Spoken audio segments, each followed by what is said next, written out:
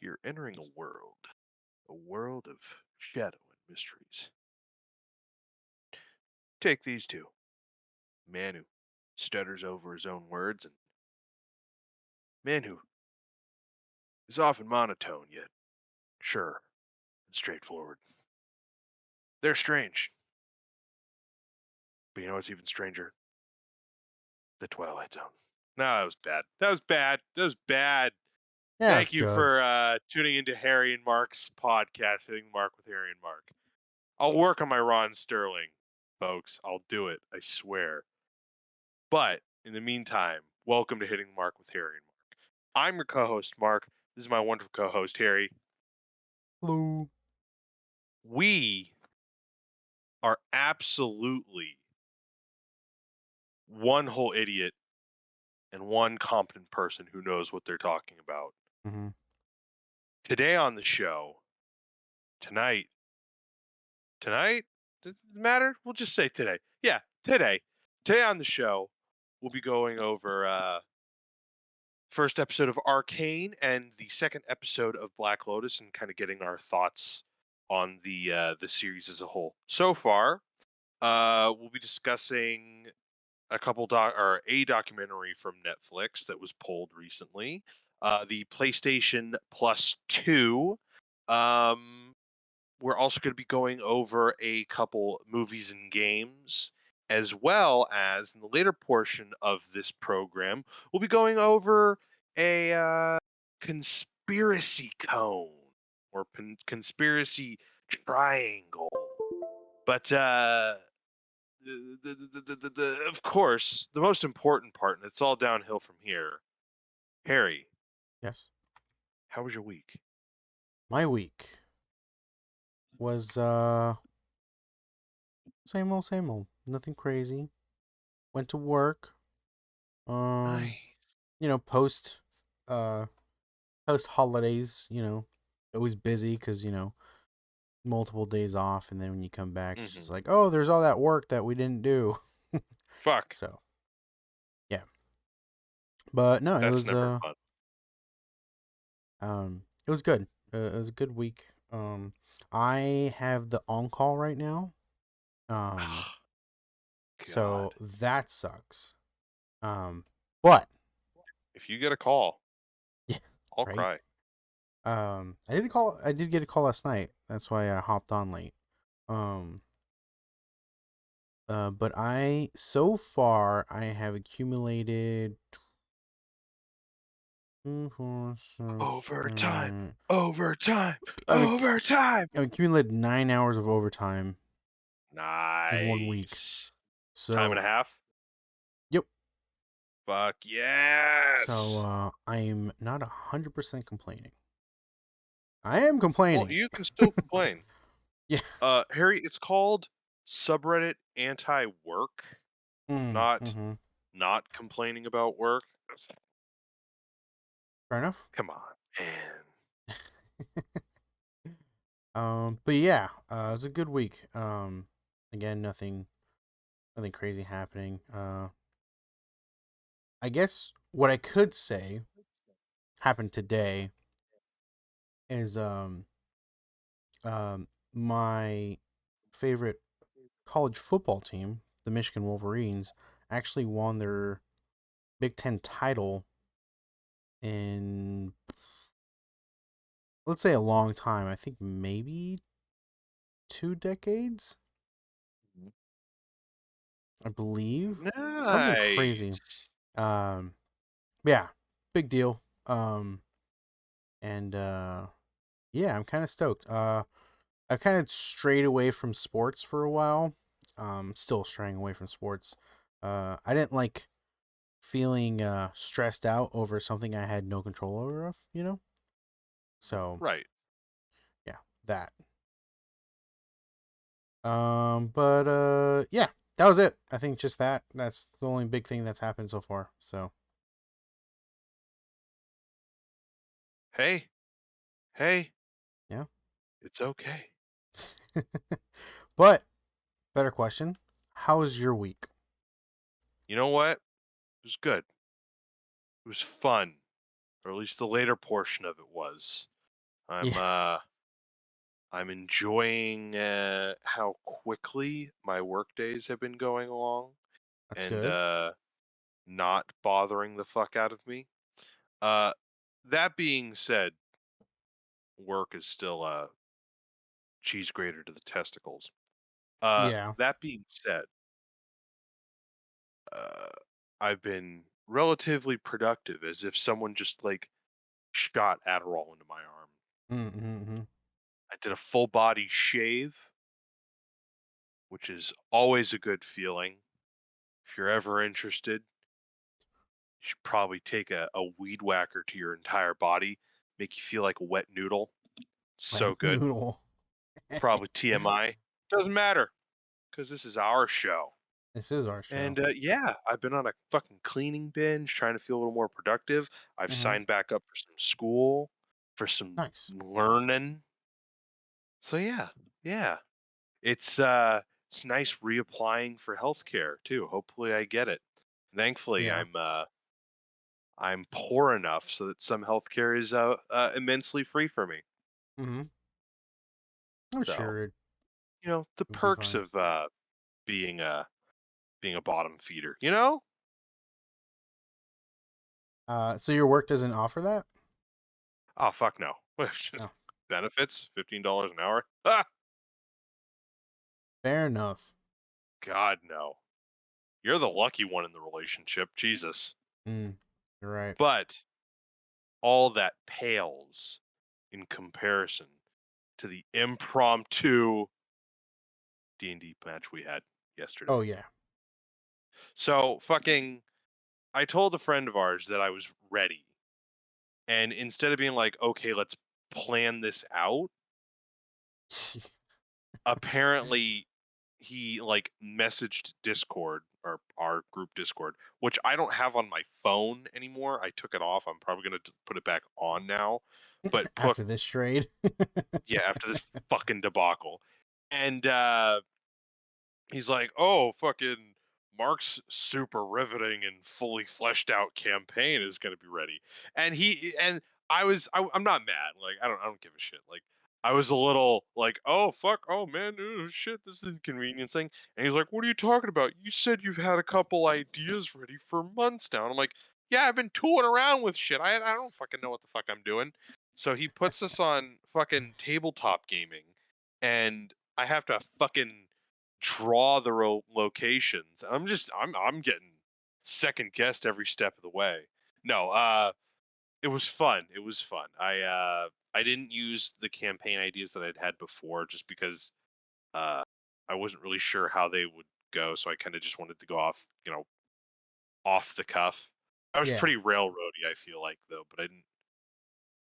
Yeah, yeah. Anyway, fun stuff. The tabletop gaming for anyone listening who's interested in doing like role playing and whatnot. Super fun to do.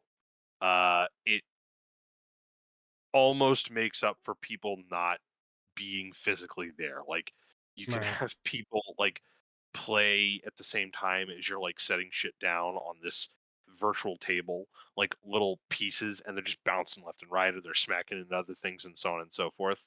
But yeah, fun stuff. I came up with a stupid little story. Maybe we'll continue it. Maybe we'll start something new. I don't know. But yeah, um, I've never consistently DM'd because I've never read any handbook or manual or been that great at time management with other characters, but I'm willing to give it a try. Yeah. I'm And willing to give it a shot. it is D&D 5.0, which you and I are used to 3.5. So it Yeah, was a I little different. we're used to the like numbers matter, numbers matter, numbers matter, technical add numbers. So Yeah. yeah, everything's streamlined a lot apparently, and made a little. The emphasis is no longer in the numbers. So, which is, I don't know.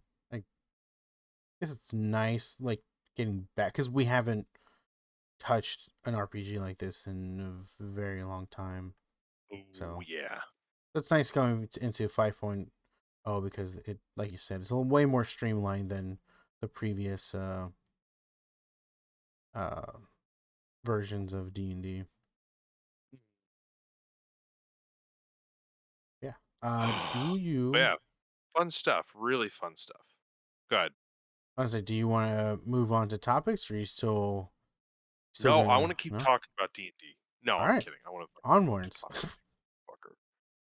Okay, What do you want to talk? You want to do? Let's do let's shows talk about first.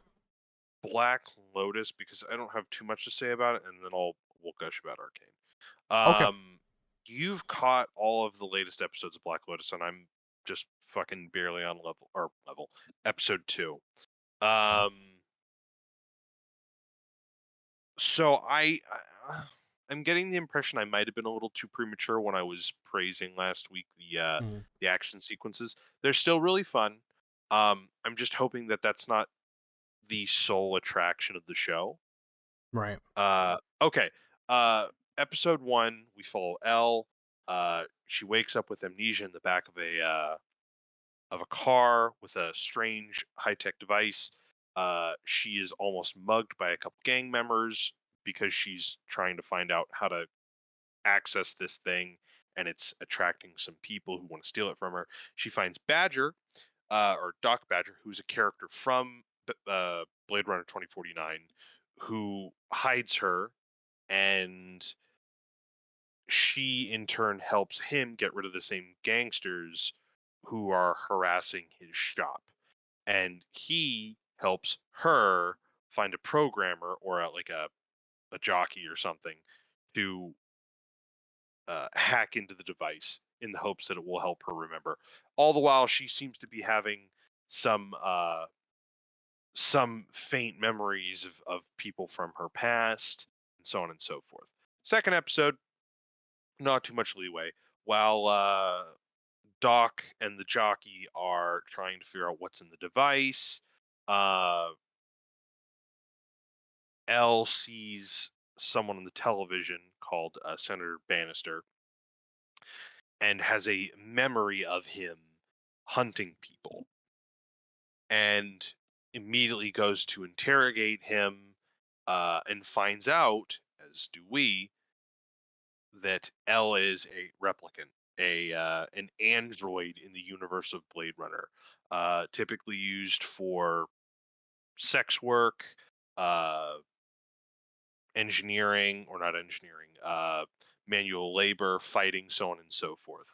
Um, he kills Senator Bannister, and then the uh, perspective then switches to Neander Wallace and his father, who seem to be a part of this scandal relating to Senator Bannister. So we then pick up on a LAPD officer who is beginning to investigate the death or murder of Senator Bannister and comes across Elle. Elle runs and escapes, only to be shot by the very jockey that Doc hired to help her. And then that's episode 2. Don't fucking spoil anything yet, Harry. Nope. No, I'm kidding. We'll talk more about it, the rest of it, next week when I watch all of the episodes. Mhm. Um, in the meantime, I think the two things that I'm staying for are the mystery Mhm. and the fight sequences. And I don't Right. necessarily mean that in a bad way. I feel like the world is fairly interesting. I think the characters are fresh, but we could get something from them. I feel like this is far more like story focused. Uh huh. Uh but I don't necessarily have a problem with that yet, and I could very well be wrong. They do seem to be introducing more characters this episode, um, which I do enjoy. Uh, but yeah, like I said before, with the exception of like I think the animation itself, because I don't really like the flat plasticky CGI characters. Yeah. Um, the action sequences are still pretty good. I feel like maybe one or two like punches were like maybe a little poorly choreographed, but overall, uh, especially L's fight sequences, I think are very fluid. Still, they have this very tactile nature to it, right? Like you can Right. feel some of the impact, which I like. Um, and I think that's some of the appeal at the moment. I don't really Okay. care for the overall look. Uh, Personally, I do think CGI creates a better feeling of like fluid motion, Okay. whereas straight up anime can be blocky, and we all know this. It's not like I'm really saying anything new Right. here. Yeah. Um, but it looks like at the moment we're kind of losing some of like the fluidity of motion to like just kind of like loss of detail, I suppose. Mm. Because Okay. some of the characters do look kind of like shapeless, not shapeless, but like undefined or, you know, smooth. That's probably what they are going for. Uh, or I don't know, maybe they're not, or maybe that's just the budget. But the overall look is not really satisfying me, and the characters aren't really all that interesting. Right. Yeah. But I am interested to see where the rest of it goes. Go ahead, Harry. No, I think I can get in the same same boat as you. It took me not that long to realize that they're not talking about Magic the Gathering. But you know, I I thought it was cool. Um, Yeah. I've never See, been. Yeah. she's a replicant made to track down Black Lotus cards. Oh, See, that's what it was. And then she found it and went against her programming and sold it for like a shitload of money. And got it. they're hunting her now for it. Got it. Got it. That makes way more sense. There you go. There Uh, you go. but yeah, the 3D animation, it gets me.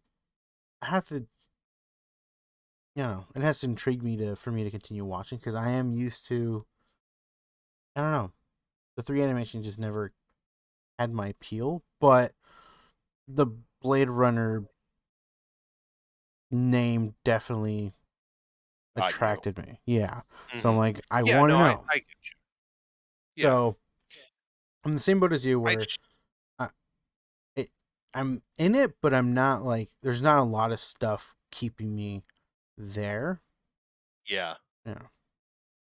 I wonder if the Blade Runner name will be more of a hamper on the show because Mm, I don't know. I think the premise is interesting. Like it feels kind of anime, right? Like this character yes. wakes up with no memory and they're trying to backtrack their steps, and there's a little Yep. bit of intrigue and whatnot. Um, and that makes for an interesting Blade Runner story, I think, too. Yeah. We're not following a fucking Blade Runner, or at least I hope not yet. We're following a replicant who, in the details, is actually pretty much just made to be hunted.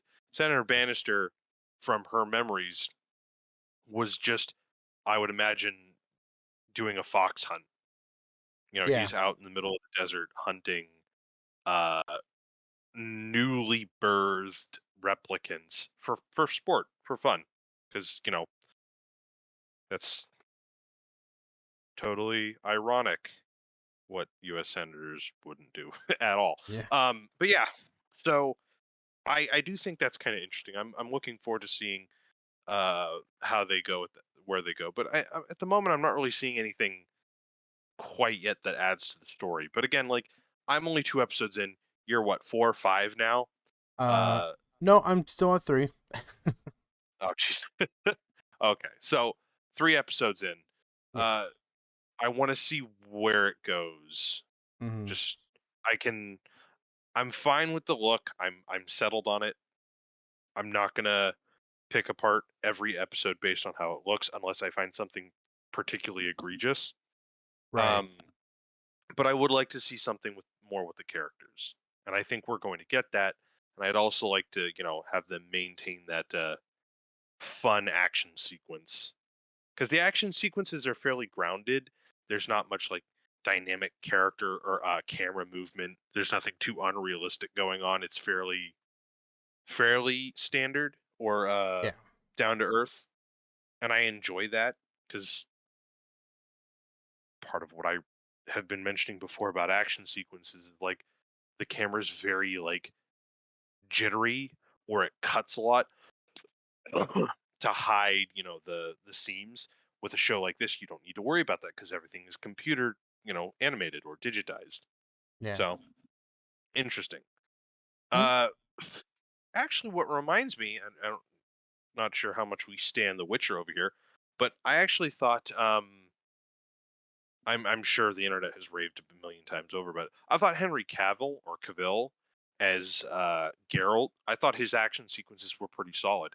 I don't know if they had any of those hidden edits in between camera movements, Yeah. but like those were some pretty good action sequences. The first, well, one good action sequence. The first episode has like the best action sequence with a sword for The Witcher, and then everything else is just standard medieval. Eh, but Okay. yeah. So we'll see. We'll see. We'll see. All right. You know what? It's funny because I was talking to I my hate The Witcher. coworker. Yeah. No, I was talking to my coworkers about like,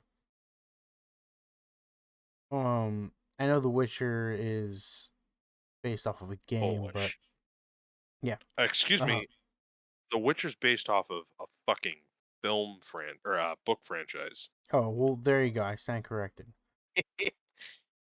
Well, I was, what made me think is, I was telling my coworkers that because I forgot, but the Cowboy Bebop live action has been released, and I haven't watched a Yeah, single episode. I've got things to say. Yeah, I haven't watched a single episode, but I was telling them that, like, I'm intrigued to watch it because one of these days there's gonna be a good adaptation of an anime, and I would at least want to see it. Now that hasn't happened Oh, yet, you but keep waiting, pal. yeah, let's say that hasn't happened yet, but I if I can just say for a moment, yeah. um, I mean, if you're saving me from like wasting my time, I'm gonna believe you. no, I don't think you're wasting your time. Okay. I don't think the show is terrible, Mm, but when I was talking to you about Dune and we were talking about Resident Evil, I would apply the same thing mm-hmm. to Cowboy Bebop, Okay. where I think its adherence to look and sound, at least like Cowboy Bebop, Right. hurts it. Mm, If it had, done something a little different, if they weren't so concerned with making Jet's beard like how it is in the anime, or fucking copying like almost verbatim certain episodes, or just doing stuff that like, well, it was like this in the cartoon, so it has to be like this in the show, and tried to do something a little different, like, oh hey, like I don't give a shit if like Spike wears a suit. It's like, right. if we can do the same thing with the character that shows off who he is as a person, Mm-hmm.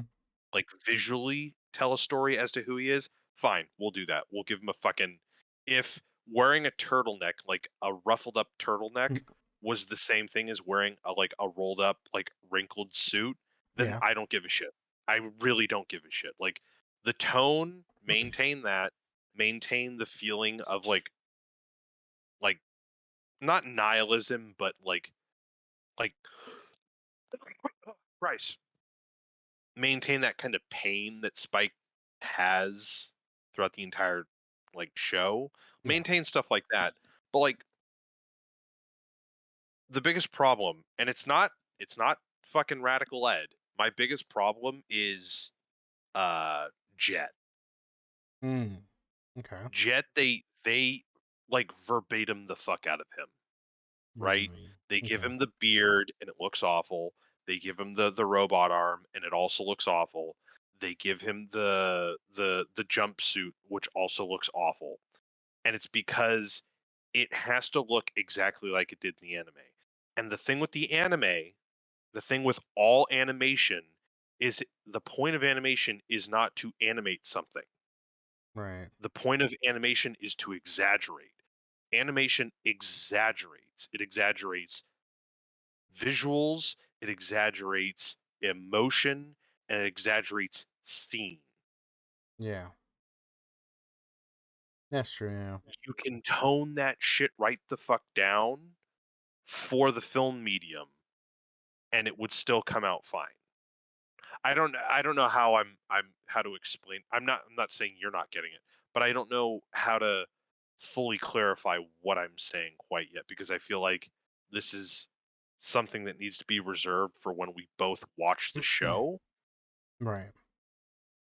because I feel like there are interesting things added and they're like really shitty things added, but I appreciate that there was at least an attempt on some areas to add stuff Right.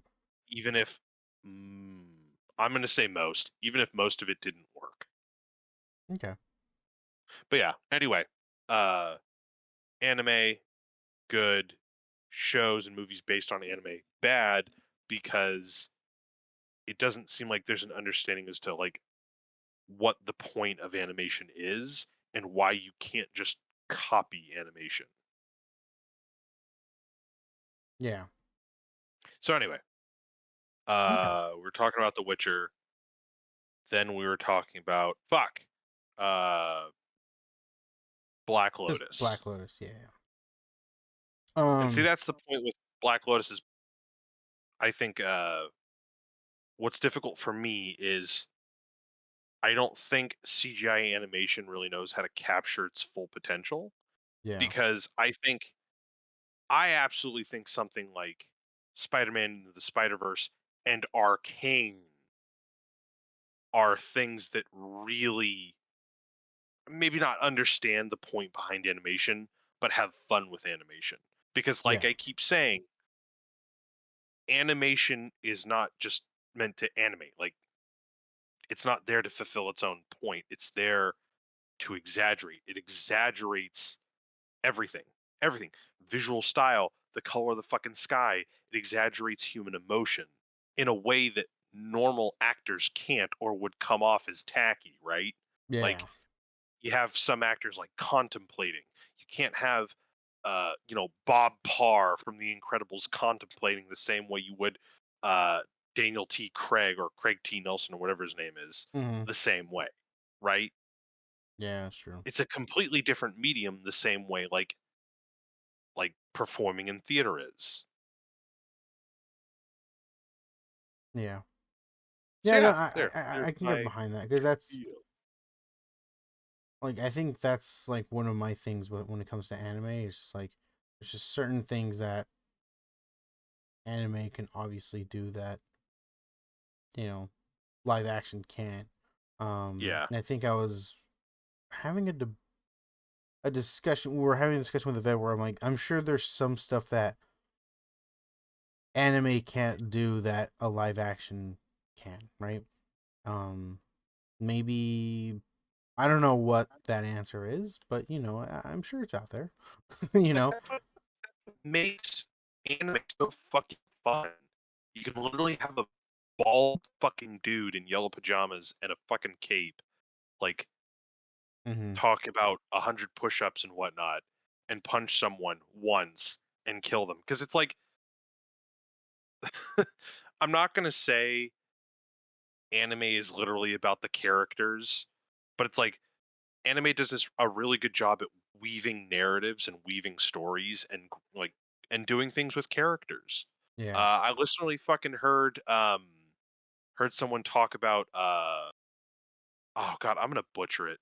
A character from Hunter x Hunter. ah, Have you seen that? I have not seen Hunter x Hunter. Doesn't I won't even get into it. But Yeah. he essentially talked about like this one character's kind of not arc, but like how they progress in the show. Okay. And I'm like, wow, that kind of character is wacky as fuck, and you won't see that in a live action. But Mm-hmm. like, he gets darker and grimmer, and his attitude is completely fucking awful at the end of the at the end of his arc. You're like, cool. Oh. That is a very human and very, very, very nuanced character arc. And Yeah. that's all, wow, he looks like a fucking 900-year-old like Tibetan monk with like with a perpetual smile on his face, right? Yeah. So it's like you can have all this crazy shit and still tell a compelling story. In fact, Yeah. the exaggeration of the visuals can help lend itself to really good storytelling too. Mm-hmm. Mm-hmm. But yeah, anyway. So I just wish something like Blade Runner could use CGI or like computer animation, but do it in a way that like isn't just let's do CGI, right? Yeah. Like where it could have Because I easily feel like worked if it was an anime itself. yeah, I absolutely think so. Before 2049 was released, they actually created a cartoon called The Blackout. It was like a small, short episode, short movie, short film, or whatever, and it was really interesting. Huh. That's why I think the Animatrix works really well. The Animatrix, I think, in all of its forms, all of its anthological uh, mediums, does really well. Hmm. Just because Okay. I think the anime lends itself to different styles, lends itself to different attitudes, and the different ways that it is animated is trying to tell a different tone in the same story. Well, Right. not the same story, but like different kinds of that story. Okay. Yeah. You doubted a little bit on Arcane. Did you want to I wait loved it. till? Okay. I fucking loved it. I fucking loved it. I'm already on the first episode and I Yep. fucking love it. I've never I've never touched a fucking keyboard or a controller with the intent of playing League of Legends, and Hmm. I never will, ever. But Now, that would make that would absolutely make Arcane by Netflix the worst promotional material for a video game on the planet that does not persuade someone to play the game. But I right. will absolutely fucking tell you, this is the unironic shit. Like, Yeah. I actually, from the first episode, I loved this show. And I'm so excited for the next fucking bunch of episodes to come out because this shit looks amazing. It doesn't look amazing, but like, oh, god fucking damn. Okay,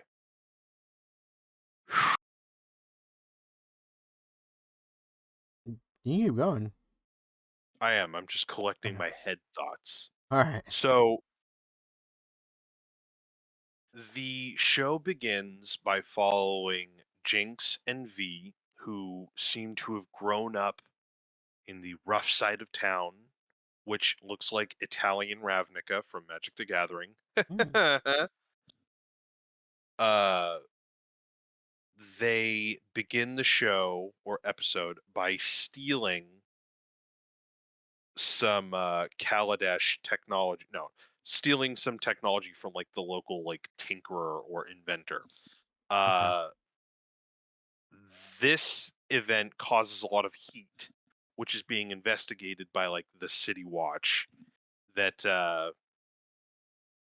they're trying to escape from. Okay. They go to their underground area. They meet their or they hang out with their adopted father, and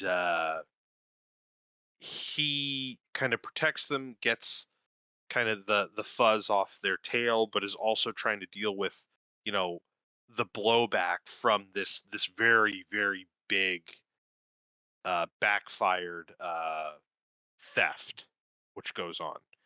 Uh, and that's literally it. The rest of it is just kind of getting to know our characters, which, unlike Black Lotus, we get to know them almost immediately.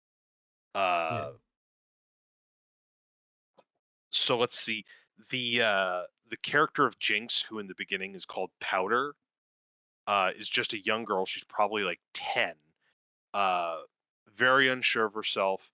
Uh, does not have the same kind of uh, physical acumen or athletic acumen that her sister V has. Okay. Uh, V is, very headstrong, very sure of herself, uh, very capable, and so on and so forth. And that dichotomy is uh, is contrasted really well. Uh, you have two side characters who are also, pretty well defined too. Um, and the ending introduces a very Bond like villain who's actually very menacing. We were Mm, talking about animation exaggerates. Uh, yes. his introduction is literally in the shadows, and there's nothing really, you know, new about his introduction. But we first see him in the shadows with his silhouette, and we don't realize that he has this slight defect on the left side of his face. He turns his Okay. head, and in the shadows, all you see is this glowing orange eye. Now, this is the example of what I mean by animation exaggerates, because you can't quite get that same visual style or that same scene in live action. You can, but it's a lot easier to contrast in a far stronger way, right? Yeah. And it's a lot easier to get more clearly. Anyway, uh the episode has everything. It's got drama, it's got a lot of in between character conflict, uh and not just like one or two people, like everyone. The writing is good, uh drip information style. Mm. Uh Music I thought was actually pretty on par. Oh. Uh, I'm not much of like a hey, the music is really good. I that is a piece of filmmaking that I tend to have a hard time just like paying attention to. Yeah. Good music is oh God. I feel like I want to quote someone, but I tend to do it very poorly. I feel like good music is like God, right? Mm. It's so subtle, but it does its job. Fuck, I'm ruining it. I'm ruining it. No more catchphrases for me. No, Okay. it's like God's work, right? It's when it's good, it's subtle and it's not noticed, or Mm. sometimes it's still good and it's noticed. But like, if it doesn't quite fit, you're still gonna notice it, except in the wrong way, right? Yeah. Uh, I'm gonna stop making those references. Uh, but the music is fun. I'm trying to get out the stuff that I think is just more readily available. Like, it's just a well-written show just from the first episode, how it, Mhm. like, immediately shows us kind of, like, what some of our characters' conflicts are, uh, like, some of their characterization, and none of this is through, like, "Oh, man, you are so clumsy, da, da, da, da." Like, some of this is visually shown too. It's like, it's not, you know, how do we show that this person is clumsy? Oh, well, we tell the audience. And it's like you have a character who keeps like saying they're clumsy, look, you're clumsy, you're clumsy, you're clumsy, Mhm. which I like. Show don't tell typically. Yeah. Um, but I'm gonna get into like the thing that I didn't think I would ever say is this is some of the best animation I've ever seen. Oh, wow. Like, I don't know if this is like an American production, but like I was thinking of this the entire time is that man oh man, Arcane Studios would make a great fucking Dishonored show for Netflix, if Mm, they did the exact same thing. yeah. Like the exact same thing. And I'm not talking like cheap XD 2000s CGI or cheap cell shading. Yeah. Um, this has what I can imagine is some kind of like image shifting, is what I'm going to call it. There's obviously probably a different word for it, but the earliest version I can think of that I remember is I think like 2013 or 2014 when they were releasing stuff for Yeah. Halo 4, and they would no, I'm sorry, for 2010 for Halo Combat Evolved Anniversary. And the Mm. images they would do for additional content were memories for Captain Keyes. I don't It doesn't matter if that doesn't mean anything to you. That's inconsequential to the story. But what was going on is the animation would be taking an image and using your computer to like shift the image to create motion. Oh, okay. Now the problem with that is you can still see that it's a two-dimensional surface, right? Yeah. So there's not much depth of field. So you're just seeing an image of someone's face and it looks like it's slightly like tilting or moving or panning, but it still has the image of like a two-dimensional object. Um Shows have done this a bit and it's gotten a lot better. And the last thing I can actually think of where they make this work in a very joking way and very like in your face, like funny kind of ways, Tig Tone. Tig Tone is a show that was briefly, I don't know if it's still on, but a show that was briefly on Adult Swim. And it featured mocap and imagery working, right? So you had an image that could be like moved similarly to what I was saying, and then you add in uh, facial mocap, and they graft that onto the image of a person talking. So Mm. you take the image in the computer, you Mm-hmm. put that on a person's face, and when Yeah. they're talking, the two-dimensional image moves as they're moving. So if a person like squints their eyes or like shouts their mouth really hard, you can see that. And I recommend if you get the chance, look it up. Tigtone isn't anything particularly great. It's a fun uh like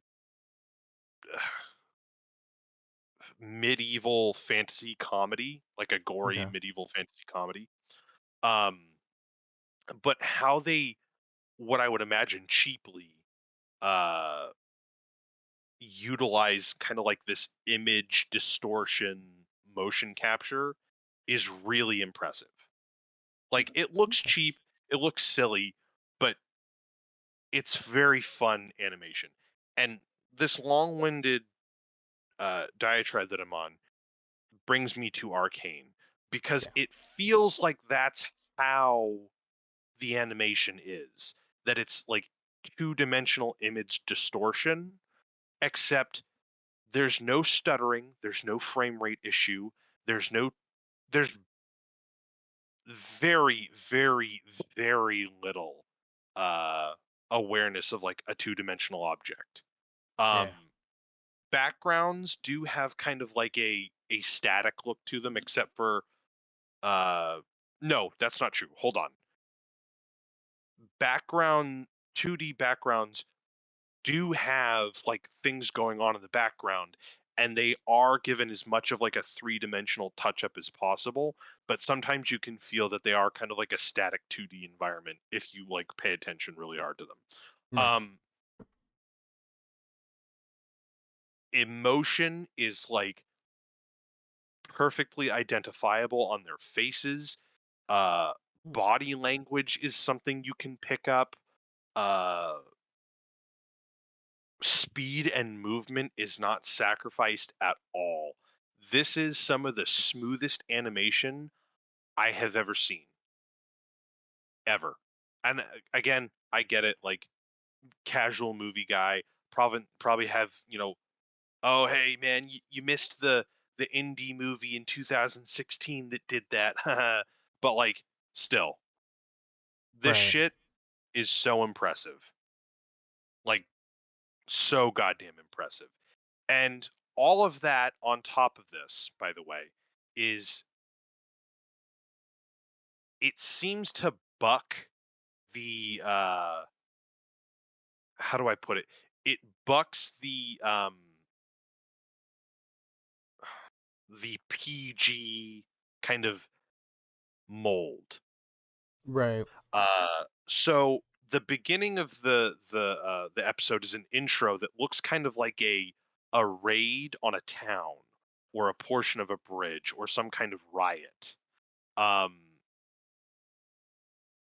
Gestapo clothed guards are shooting people, and Jinx and V or Vi are kids kind of just wandering in the ruins of this environment that is uh, just completely kind of firebombed. And it's a very harrowing scene, and you see dead bodies and you see dead people, and you're thinking, okay, so it's animated, so there's there's not going to be bodies, it's going to be handled very PG, right? Uh, but no, the immediately after the heist scene is finished, uh, the four kids that we immediately get to know run into another gang of kids, and there's a fight, and it's a fairly bloody fight. The show doesn't scamper away from some implied violence to kids, uh, and some blood, which I was really interested over. Uh, and it doesn't seem to be going for the gore route either. I've noticed that if it tends to be animated, it tends to go for like this hyper gory fixation, which I've never understood, which I think throws it in the opposite direction, right? Where it's like, Yeah. oh, the writing isn't particularly that good, but like let's push the CGI to its maximum with like some of the gore and the violence, right? Yeah. Uh and then then it's like Disney where it's like it's treated like we can't respect people enough to have, the occasional like curse word or a little bit of blood, or to acknowledge that like these kids live in the rough environment, and have to deal with something like this as part of their livelihood. I get the impression that the show is going to get bloodier and a little more violent. Mm. But the show, I don't know. The show already seems to be introducing some concepts uh, that are fairly adult. But I don't just mean like adult in like piss shit and tits kind of way, but like that that seem to respect the viewer. I don't. I could be talking out my ass, but like you know how a Disney movie kind of has that premise where it's like, oh, the character needs to learn this, and we'll all do it without violence, or the most like bare minimum kind of violence. And then, like I was saying, you'll have like the goriest thing on earth, and it can't really, it can't even spell supercalifragilisticexpialidocious, right? Yeah. So I'm already really interested on where these characters are going to go. They've introduced kind of the father figure, his his uh, his Bond villain, I suppose, who seems to be kind of like a bit of a little finger character. Uh, the young adults who are going to be going through a couple journeys, I assume. I Yeah. think at the end of it, there have always been like a million Jinxes and a million different Comic Cons. So Yeah. I think this is probably going to mainly be her story. But I'm interested in seeing where it goes from here. I really am. I don't think I've ever looked at a cartoon and ever been able to say at this moment that the animation is almost perfect. Like the Damn. animation, it's one thing for like the animation to be perfect, but like Right. the writing is good, the music is good, the directing is good. Like everything about this movie is like top, or this show is top notch already. And I'm only the first episode in. Right.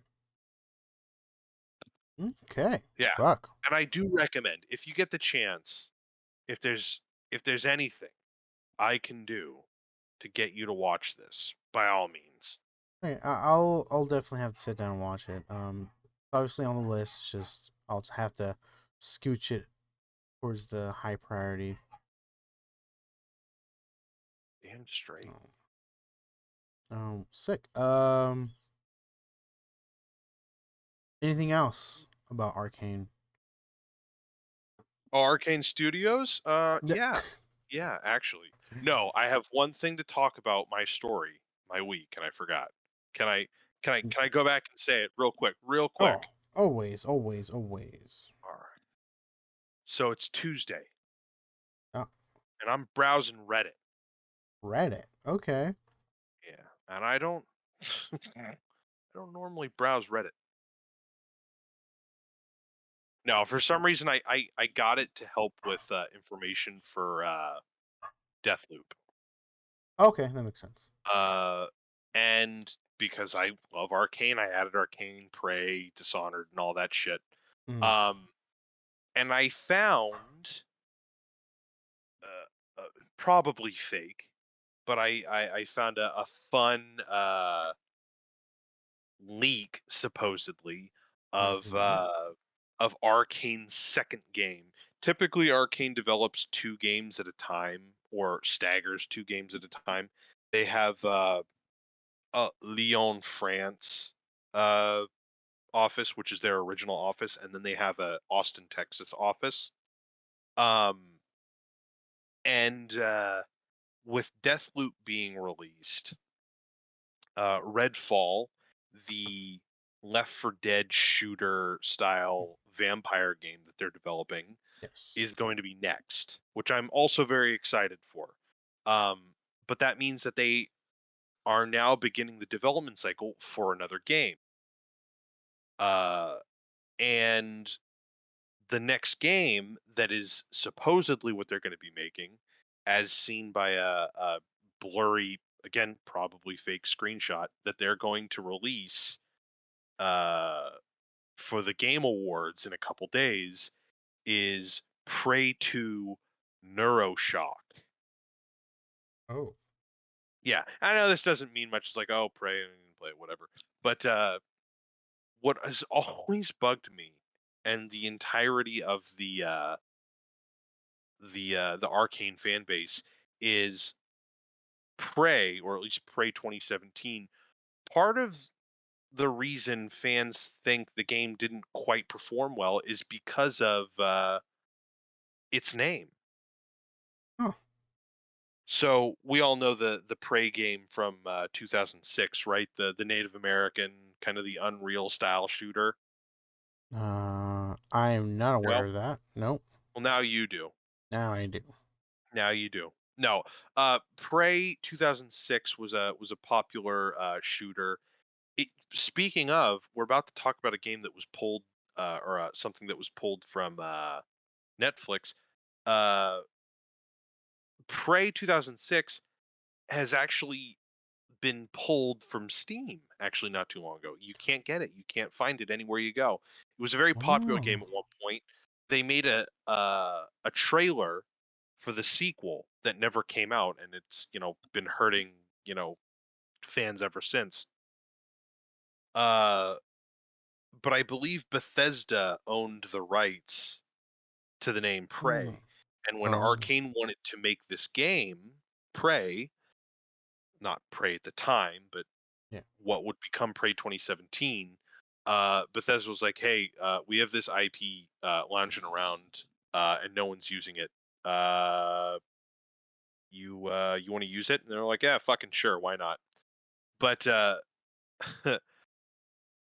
almost like we're all on the same wavelengths. When I was a little bit younger in 2019, uh, is when I started getting into the immersive the immersive sim kind of craze, right? I got a little Mm-hmm. more into uh, you know uh, well, not 2019, but I had been a fan of Dishonored, Dishonored 2, uh, Prey, and when Prey Moon Crash came out, I had started to like take more of an interest in what made like an immersive sim. And I came across the fact that BioShock, a very prominent immersive sim and probably one of the greatest games of the 2000s, uh, was named BioShock because of its relation to System Shock. And I told you about Hmm. System Shock, the Yeah. immersive sim in the late 90s. Yes. Um, and that's because the developers 2K Games of BioShock likened themselves akin to System Shock. And they got some of their developer inspiration from System Shock. So there was kind of like an unofficial spiritual sequel, right? So you Yeah. had the same kind of uh, ethos in BioShock. And since Prey has most of the similar uh, aspects, a lot of people were like, why not just call it Psychoshock? Right? Right. And I didn't realize this, I wasn't smart enough to think about it, but I was so giddy when I read this and I was like, oh, Prey 2 Neuroshock. Neuroshock or Psychoshock would have been great names for Prey 2017 because this also would have been kind of like a spiritual successor or spiritual sequel to System Shock and BioShock. Mm. Like, they're not developed by the same team. Some of the people, I believe, who developed System Shock helped develop BioShock, but they're, these are games across different productions and different companies that share the same kind of gaming ethos, right? Right. So, again, hoping it's not fake, probably is, but I just thought it was an interesting little story, and I felt kind of validated when I was looking online and I came up with this idea of calling it Psycho Shock on my own at one point, and looking online saw Neuroshock, then looked it up and was like, oh shit, a whole bunch of people within the community also thought it would have been a cool idea to call it Neuroshock. Actually, pretty dope. Yeah, so that's my little tangent. And Sick. fucking watch Arcane, it's fucking great. Yeah, I will. We can go. So I brought up pre-podcast, but there was this documentary about apparently I don't know the exact date, but there was a concert. It was big, too big, apparently, and there was I guess people. I don't know exactly Astro what happened. World, people died, got Yeah, trampled, trampled. Okay. and Uh, everyone wants to blame the performer for not performing. I get that he's an asshole, but I don't hold the guy like personally responsible for yeah, like I don't keeping know. an eye out for like the tens of thousands of people. I don't know. Yeah, it's a weird one. Like there had to have been a design flaw, right? You would think. Some like security barricade, something happened that they just did something wrong. But I don't think that stands on the performer's fault. All the I mean, performer did. I gotta point out, like, he has had a history of like exacerbating a ruckus, but I don't think this is his like problem. Yeah, Like, this is negligence from, I think, the promoters. yeah, I would agree. And I think, so apparently not too long after, Netflix comes out with a documentary about it. And of course, they get a lot of flack because, well, how do you make a documentary of something that just happened? Like, Mhm. again, people are still trying to figure out if people are being sued and this and that. So it's like, it's really not a good time to release a, Mm. a documentary about it because it's like it's not even done yet. It's like Yeah. how do you release something that like we don't even know the outcome yet? Like yes, people died, but we don't know the outcome. We don't know what's gonna happen, and you're still like you're like oh okay, here's a documentary. It's like it's that. Uh, One of my friends said it the best. Is like if there's money behind it, they're gonna do whatever they can to make that money. It's Yeah. like, yes, it's true. Like that documentary was hands down only made for money. Like it Mhm. seemed like it was not made to I don't know. Like I didn't watch the documentary. So was it to honor the people who died that night? Possibly, but it seemed like it got a lot of flack, and they took it down. And I mean, they took it down. Like they didn't fight it; they just took it down, and that's that. I'm always skeptical of things that are produced during or after, like immediately after an event. Yeah, Uh, the more I like the 20th anniversary of 9/11 was like what 2 or 3 months ago, yeah, and I just perused Google like for all the 9/11 related like movies and stories that were going on like right after. All of it's pretty much propagandized stuff, right? Like, yeah. you know, oh, these poor people. Don't get yeah, poor people did die, but oh, these poor people, and this is like an event, like that no other, you know, nation in the world will understand, and da da da, and this like inflated, uh, like I don't know where I'm going with this necessarily, but like without having these eyes, I think it's important to see stuff or get an impression of media that's produced Yeah, during this time, during the time of a catastrophe or an incident or like a scandal. But right. it feels you mentioned before it feels kind of tasteless, right?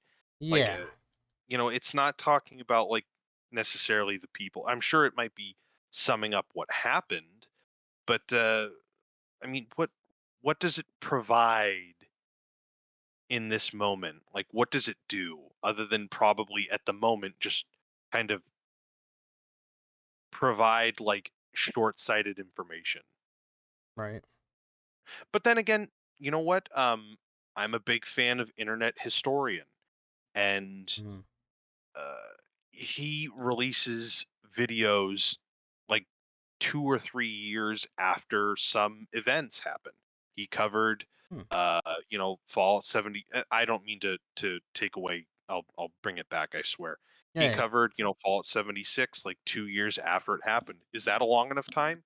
He covered, the Costa Concordia, which was a significant like cruise ship catastrophe that you know didn't like one or two people died in that event, and he covered it 2 years later, and it's this big event.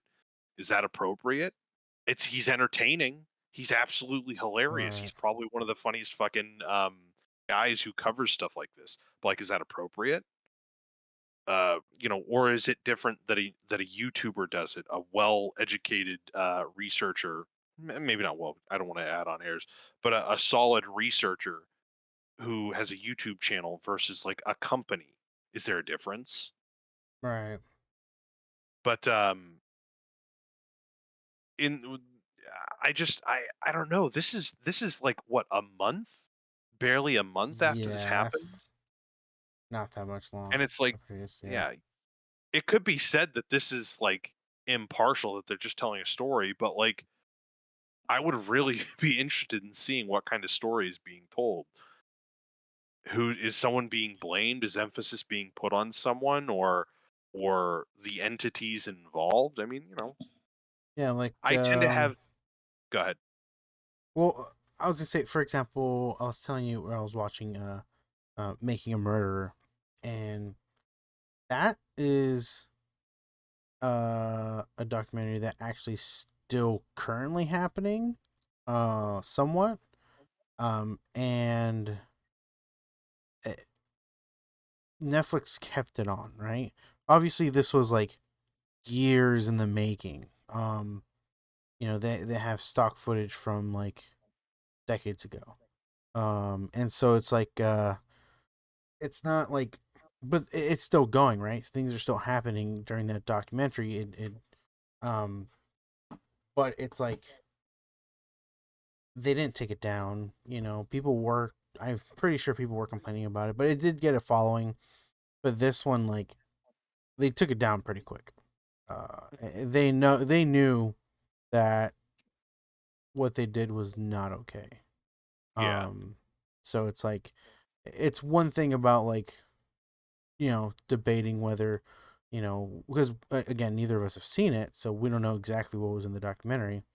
But it just seemed like it wasn't probably good because for them to take it down, it's like, okay, like you did something wrong at that point.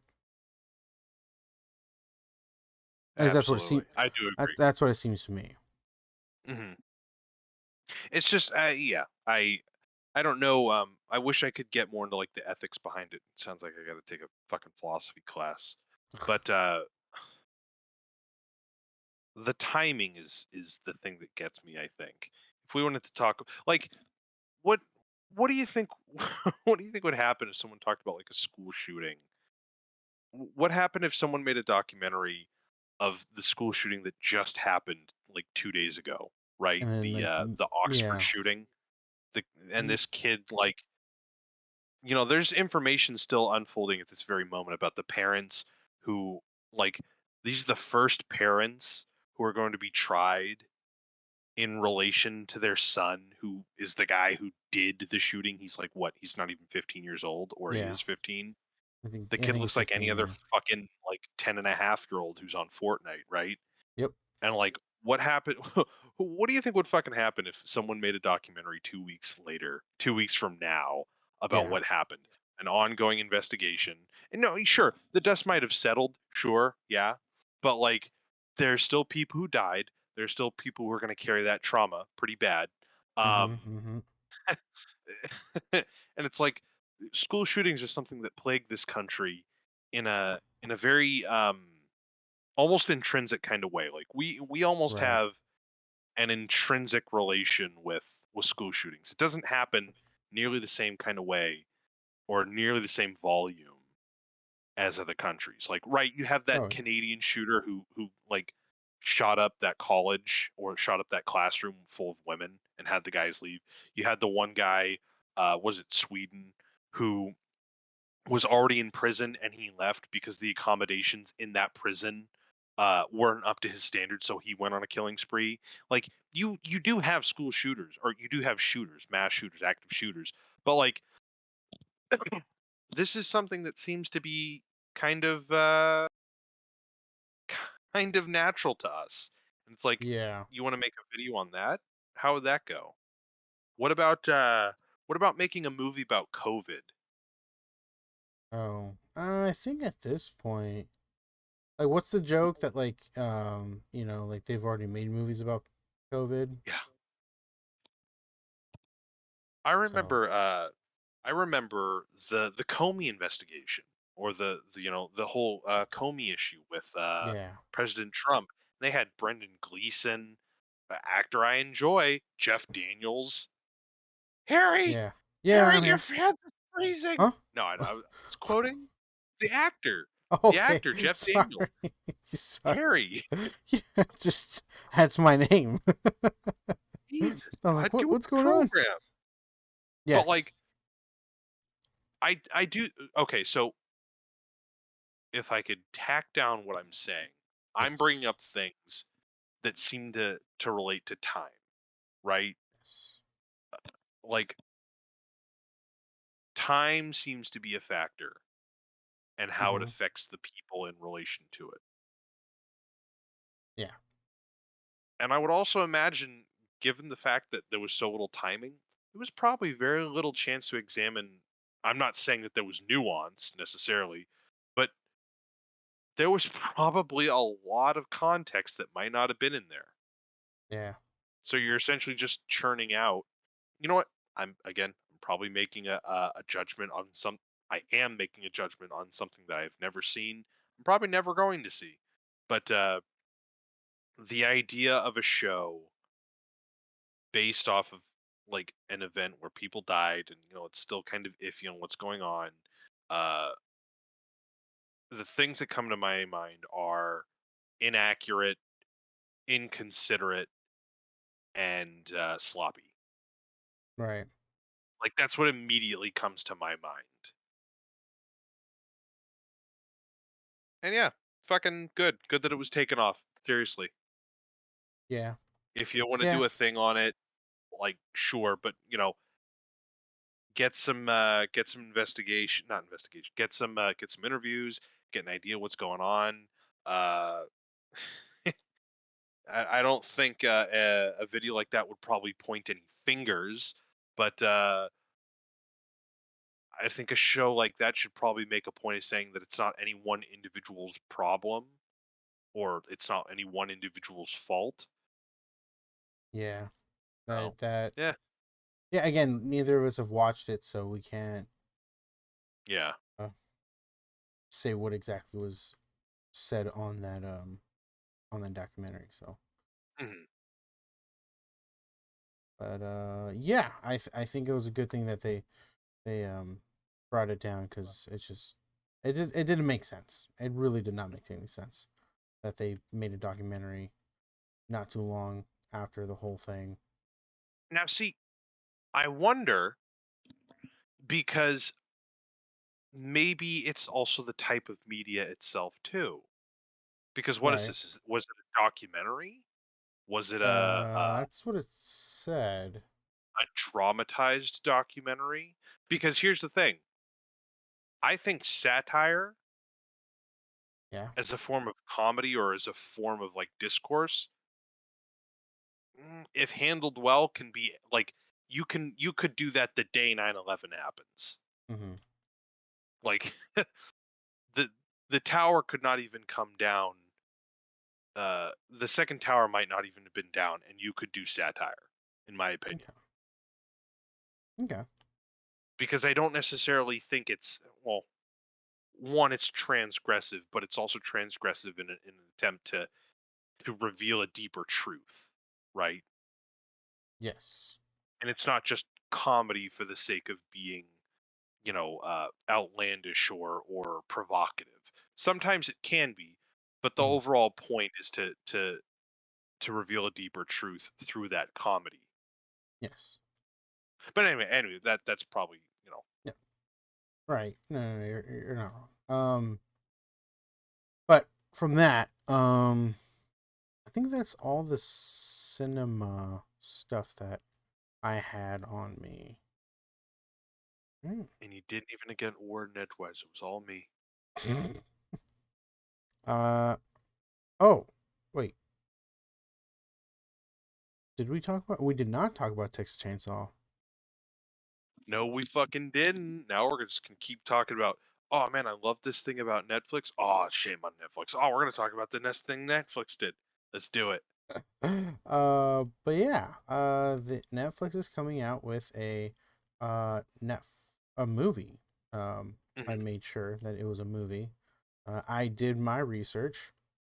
Um, Nice. yeah, take that, yeah. But no, yeah, it's a movie, and uh, I don't know. Oh, it's directed by the same people who directed Evil Dead. No fucking Yeah, shit. I gotta lick this shit up. yeah. Fede So, Alvarez. Oh my god. Wait, hold on. Directed by David Blue Garcia. Hold on. sorry. Fede Alvarez What are the directed. makers? Sorry, the Yeah. makers. Sorry, not directed. Sorry. Stand corrected. No, no, you're fine. No, no. Hey, remember when I said I did my research? Hey, you did really well. Thanks.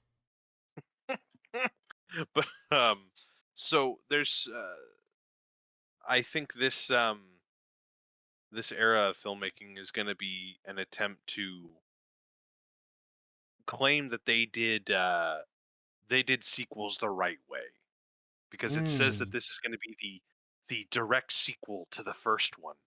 So there Oh. seems to be this habit of movies, Terminator, uh Halloween, this one. I'm sure there's something else around there too that wants to be the revitalization, right? Like all those Right. wacky 80s movies that kind of got out of hand, or those 90s, those, when the 90s got revitalized with Scream, like all those movies, those weren't the right ones. We're going to do it justice. We're Yeah. the right ones. That seems to Mm. be the new new franchise excuse, right? Yeah. Um, I don't know how valid that is. It's just something I've been noticing, and I just wonder if it's part of a newer trend that's going to be coming up. But I'm Yeah. interested. I've oh, go ahead. Go No, ahead. Go ahead. that's actually a pretty good thought because I was thinking like because most of the people who are directing it now are people who grew up watching, um, or either watching or like watch the movie or watch the series or whatever, and It's the think I could 30-year do, cycle. yeah, like Mhm. I can do a better version of this or whatever, or I want to have a chance of directing this, kind Right? of thing. It's not just a sequel. It's it is a continuation of a franchise after the peak of the franchise, right? When Yes. I've griped and moaned a couple times before about that Neil Blomkamp Alien movie Yes. that didn't get made. He wanted to make a sequel, not to the franchise, not a fifth movie or not a whatever movie. He wanted to make Alien 3, essentially. Yeah. It wouldn't have been Alien 5 or whatever. It would have been Alien 3. I Yeah. bring this up in relation to this, This. Yeah. Halloween, Terminator, because Terminator Dark Fate was supposed to be like the true sequel to Terminator Judgment Day. It was supposed to be the true opportunity to get the franchise, on the right path. And you know what? This one, this Halloween movie is also that chance too, right? Right. Yeah. It's, oh man, we got the approval of John Carpenter. We got we got most of the original cast back, right? We got Yeah. cameos. We got Jamie Lee Curtis. This is the chance to do it right, right? And the Neil Blomkamp version, as much as I'm sure I thought I would have liked it. It was let's get a sequel to the best Alien. Let's not go off of, you know, the other sequels where it lost the rails. And I'm not that's not projecting. I do enjoy the movies. I think they have their place. But maybe that might be the ideas of the filmmakers. And hell, there was an idea of making a sequel to RoboCop. One Hmm. of the Neil Blomkamp was also tapped to do RoboCop 3 or 4, somewhere around there, which would have like erased a lot of the content for the RoboCop show, the RoboCop movie, or the third RoboCop movie, and it would have had Peter Weller, right? There's this Yeah. attempt not only to like continue the the the perfect legacy of these franchises, but to to get the older actors back on board, right? Yeah. To kind of like erase the mistakes of the past, or at least that's how I kind of interpret it. But I don't think it's a phenomena, but I do think it's something that there might be a market for down the road, right? Yeah. Because yeah, Like, if you think of like I don't know, like I would have loved to seen a better version of The Hobbit, right? mhm, Um, and I feel like maybe that I don't know it. Now I'm thinking about like was it the Snyder cut, right? Like, is there like we had the discussion of like getting the uh Guillermo del Toro, like cut of The Hobbit, and if that's like a movie that we can get, down the road or something. I guess it just goes with that, right? Like seeing someone wanting to do a version of a movie or whatever their way. Um, not just the same as doing a remake. Like, yeah, it it's intended as a sequel, or it's right. intended as a movie that bypasses another movie, right? It's not Yeah. just like, you can make an excuse for something like Rob Zombie. I don't like Rob Zombie's Halloween movies, Mm-hmm. but his movies make it clear that this is kind of like its own take, its own remake. But the Yeah. newer versions, which I also, I do enjoy, they throw out a lot of the established stuff that fans like, and not necessarily talking about fans as like as movies that are in that are now in the Halloween mythos. They just kind of bypass everything and say, "Oh, we're the version that exists, right? We're the version that that should exist, not the other versions." Right? Yeah. Not the second one where we find out he's they're related, not the third and fourth one where we follow Jamie, or our fourth and fifth one where we follow Jamie, not not any of the sequels with Josh Hartnett where they couldn't seem to get it right. We're the right one, okay? Yeah. Which is, it feels a little spiteful, or maybe not intentionally spiteful, but it feels a little inconsiderate. But you know, again, I've probably got unnecessarily harsh feelings about it, I suppose. Yeah. But what do I know? I'm talking about The Nightmare Before Christmas. No, Oh. I'm kidding. The Texas Chainsaw Massacre. And the Texas Yeah. Chainsaw Massacre, with the exception of the first movie, is dog shit. Yeah. No, I was looking it up right before we got to the podcast, and I actually didn't know that the movie was marketed as based on a true story, but not actually, which I thought was really fun. It reminds me of Blair Witch Project. Yeah. Yeah, because they also were doing like the whole like, oh, based on a true story. And it's like, wait, what? And Fede Alvarez is a fairly atmospheric director. He is a very clear visual style, I think. Uh, I believe he also wrote uh, not Friday the 13th. Jesus Christ. I believe he also wrote Evil Dead and Don't Breathe. Oh, Uh, God, I think he also did like one flop around there too somewhere. I can't fucking remember. But yeah, I think his only real I'm gonna look him up real quick. Fuck. I was really trying not to do this while we're talking. Oh man. Oh, he's got two bad movies. ooh, what are He's they? got he's got he's got oh god. So he has The Girl in the Spider's Web, which is the attempt to continue the Millennium trilogy. Okay.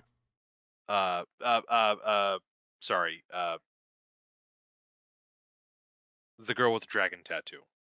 Ah, okay. Okay. No, no. Lisbeth Salander and Mikhail Blomkvist. Uh, Yes. it was.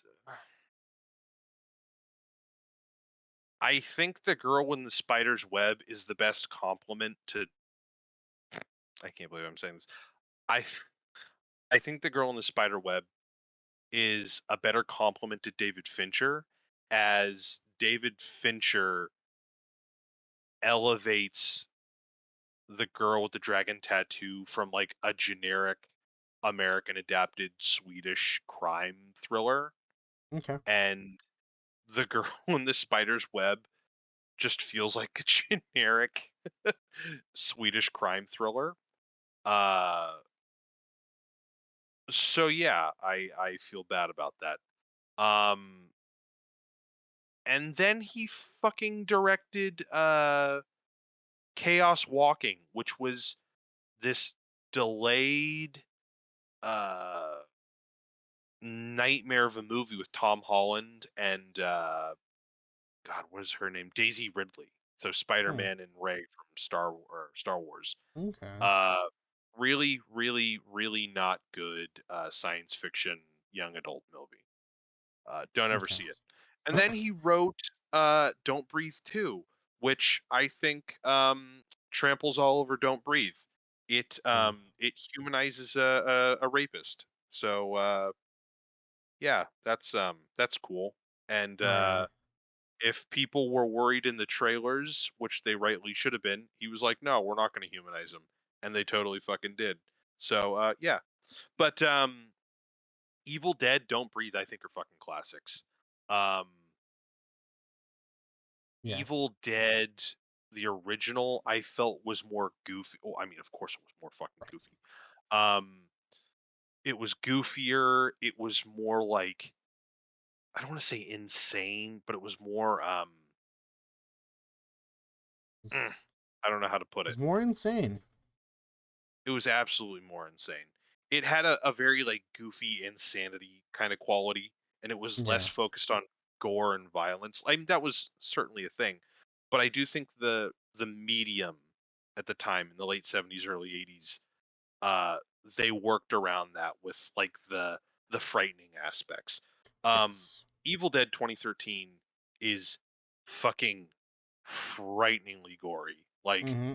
oh man, I feel terribly for that one fucking white dude with the long hair and glasses who just like is the punching bag for every deadite scene.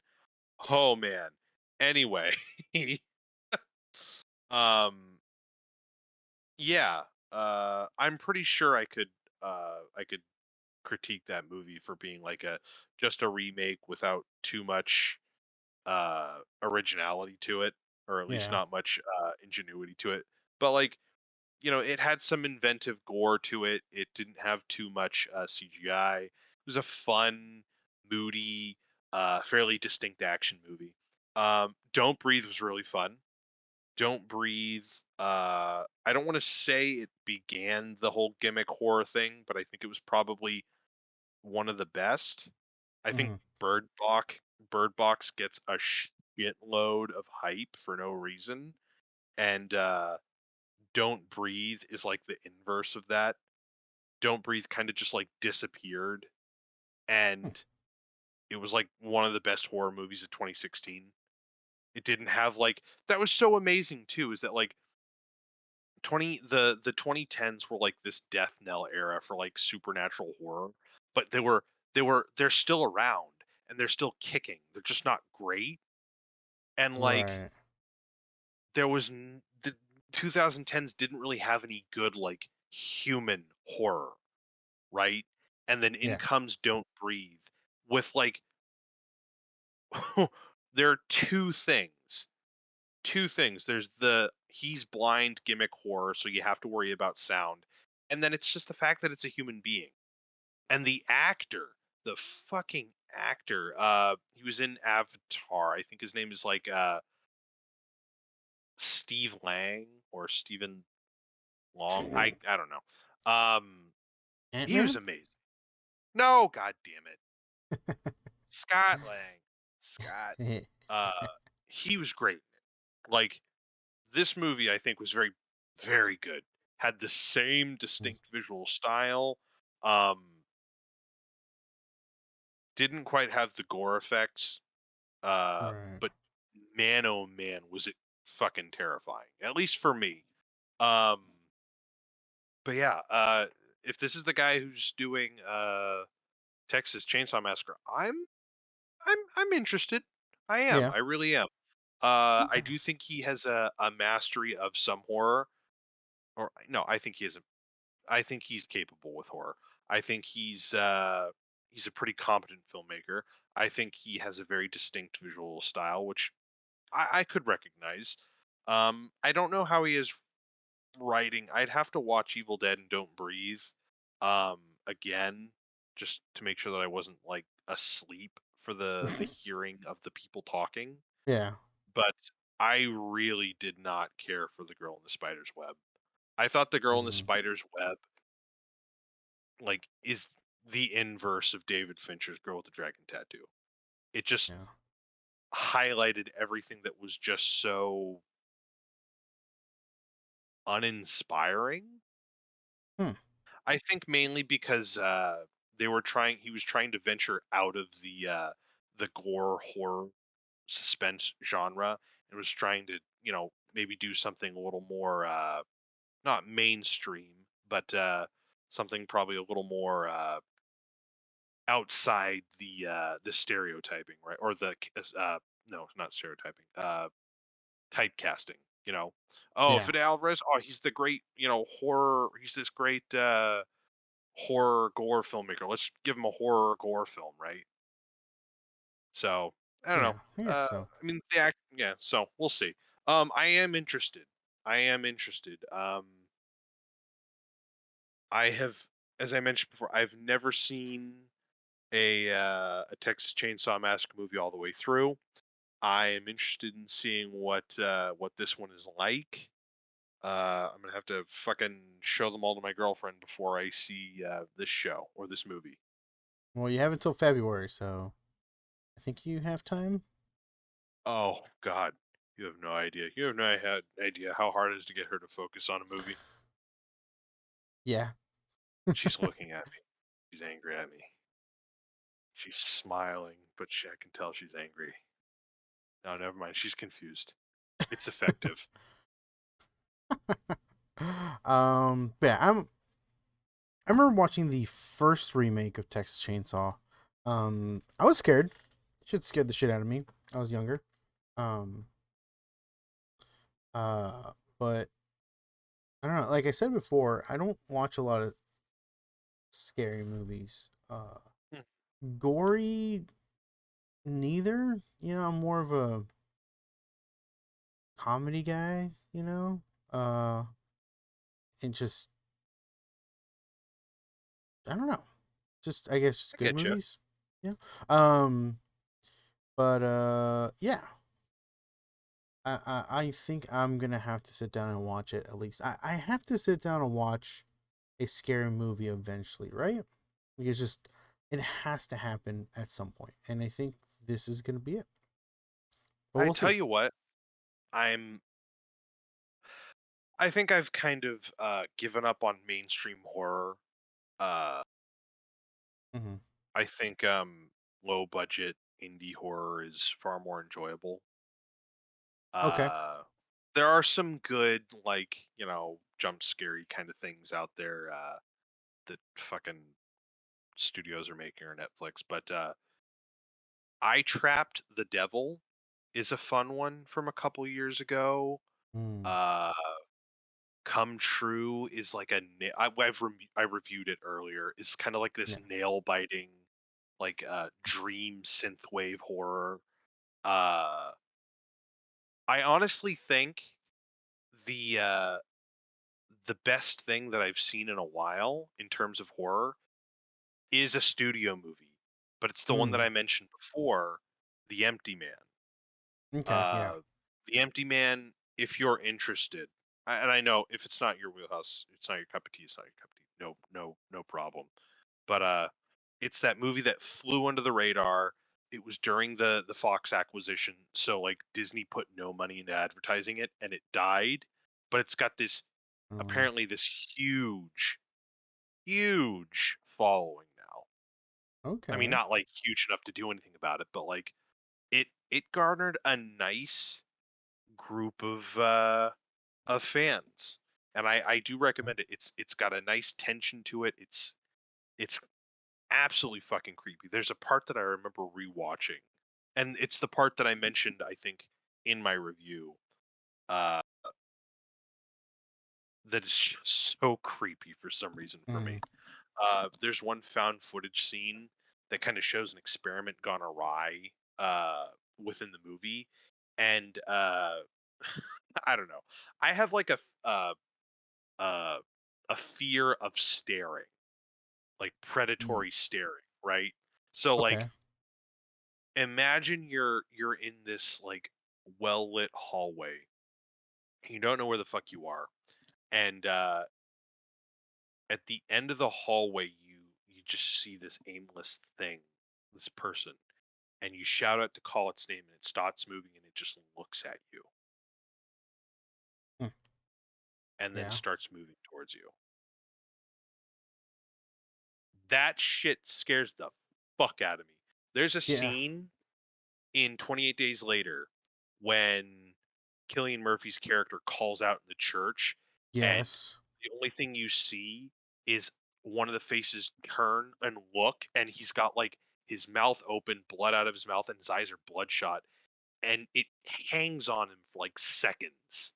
Yeah, dude, that scene's so fucking so good. That I don't know what it is. Like you could have the red many-toothed creature thing from Star Trek fucking around, but like the concept of like this thing staring back at you, like, just haunts my fucking soul. And there's a scene of a guy looking at this found the main character looking at found footage, and this person in the scene is doing something rather frightening, but they're just Yeah. staring at the camera, and by extension they're staring at the viewer.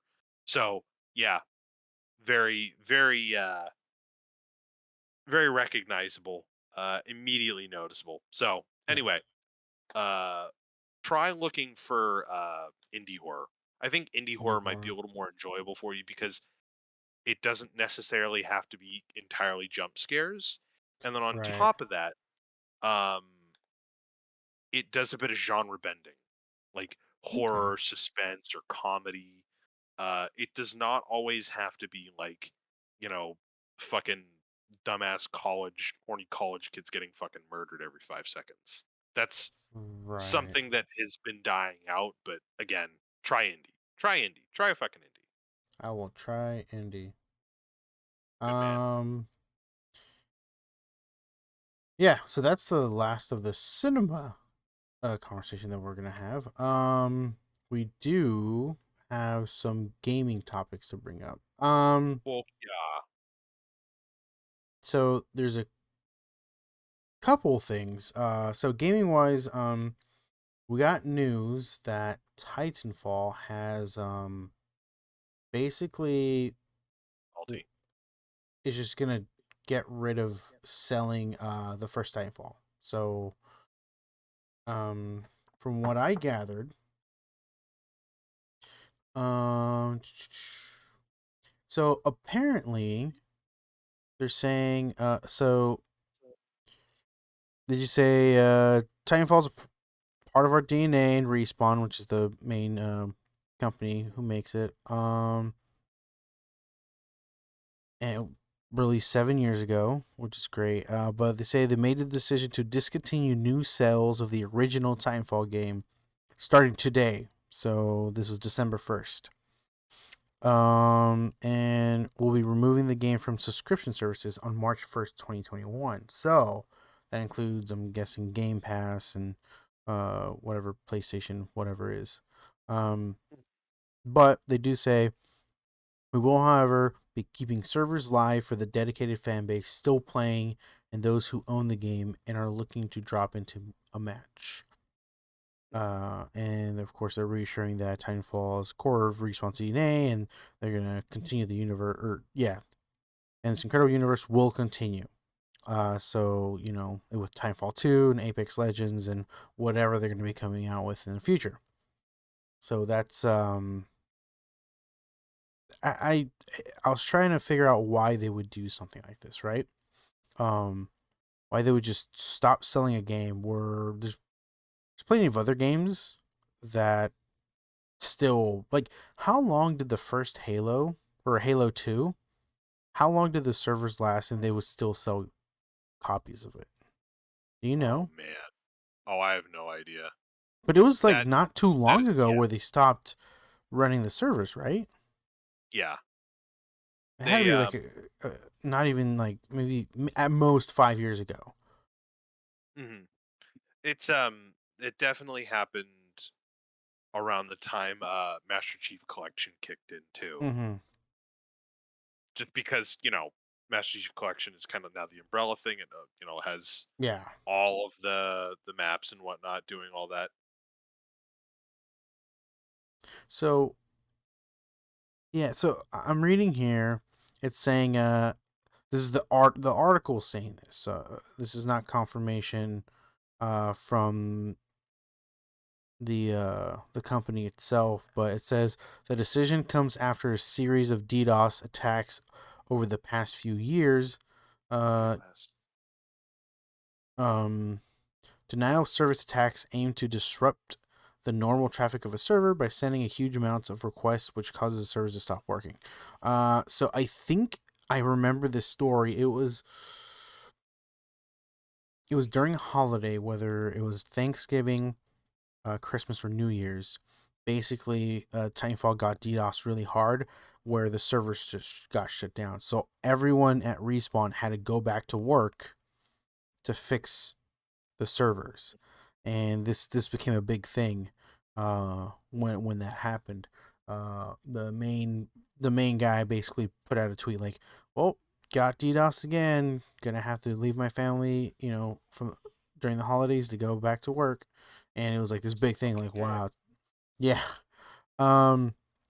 So I mean, I get it. I guess like maybe it's just costing too much money to maintain the servers, or having Mhm. people continuously come back and you know and keep playing. And if no one plays it, what's the point, right? You have Titanfall 2 and you have Apex Legends now, so I guess, but it's just to me, like, if they were shutting down the servers, I would get that, right? But they're not. They're stopping. They're not going to sell the game anymore, but they're going to keep the servers going. So I guess that's what's confusing me. Yeah. Like, oh, the servers are going to keep going, but we're not going to sell the game anymore. No So hard we're not gonna copies. add. Yeah. So you're essentially killing your player pool now. Yeah, and I'm just, I guess, I'm just guessing at some point down the road they will stop uh having the servers up. Oh yeah. I guess that's the This is end goal. probably the first step. Yeah. Yeah, I I mean, this just is the game I think that popularized like the or began kind of the not the trend. This began kind of the discourse on like multiplayer only games or multiplayer only console games, yes, right? This was the yeah, one that really kind of started off like, oh, no one likes campaign. No one plays the game for campaign. And then, you know, we all know how that turned out with yeah, Titanfall 1. yeah. Um, but yeah. It was just an interesting set of what they did. Just it was just weird. I've never seen that before. But I Yeah, that's guess that's interesting. It's got to be the first stage of them kind of just killing the game. Well, I mean, yeah. That's what you know, that's what it seems like, right? Like getting ready to pull the plug. Yeah. it's just I've never like I've when a company pulls the plug on a game, they just straight up pull the plug. Like I've never seen it like this where they're just like because like it seems like I feel like they would still sell Halo. Well, okay.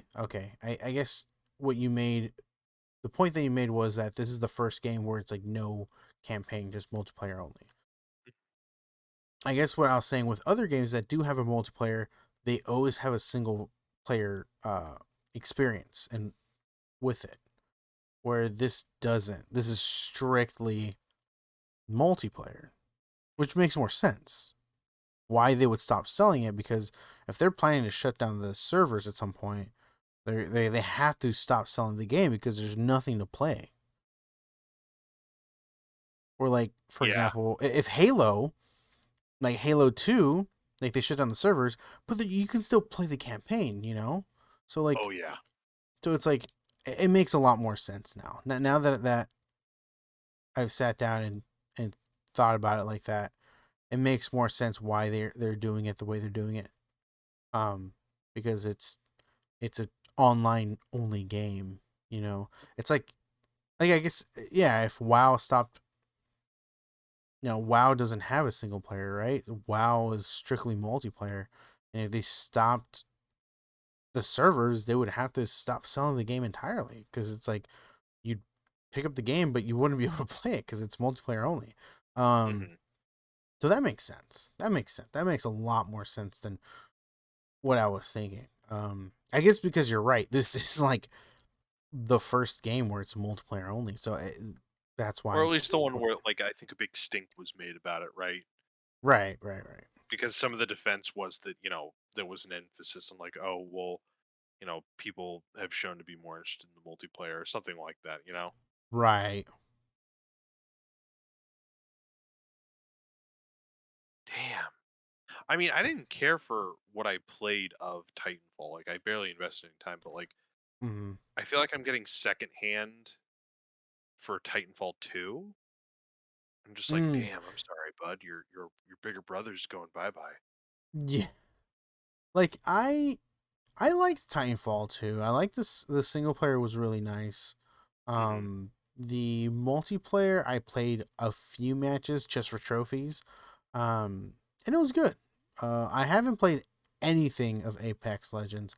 I believe I tried with the Ved once, and I think the servers weren't working or something wasn't working, and we just kind of gave up and we moved on. And to Uh, to play that, from what I played of it, seems like a fun battle royale.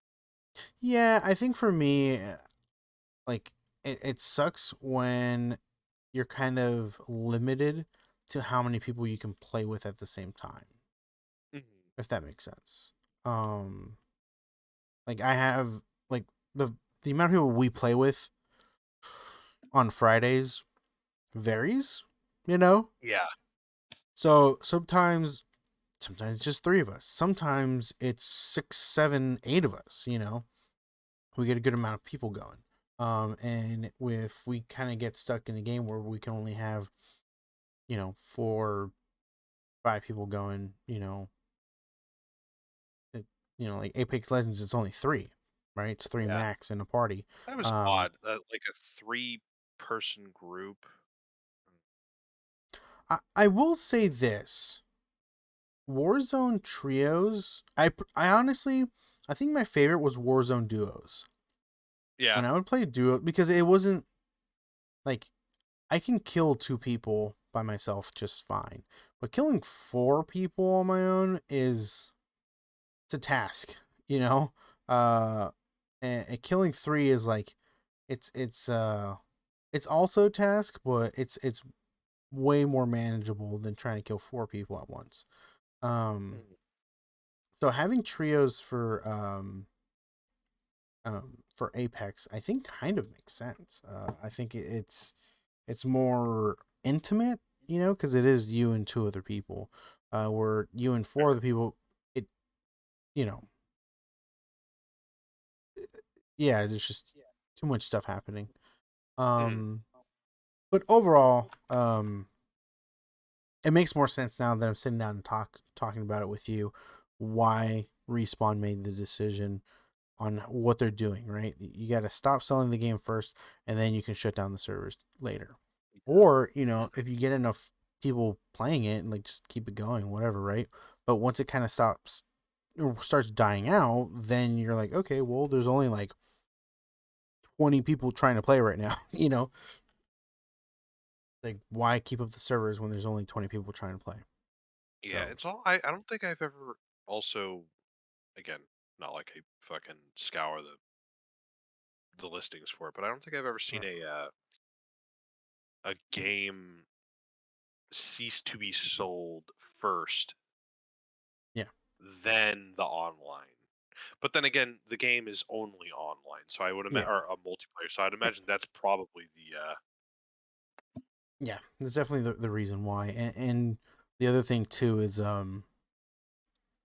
they're not announcing that the servers are going to go down. They're just announcing they're just no longer going to be selling any copies of it, and also removing it from subscription services.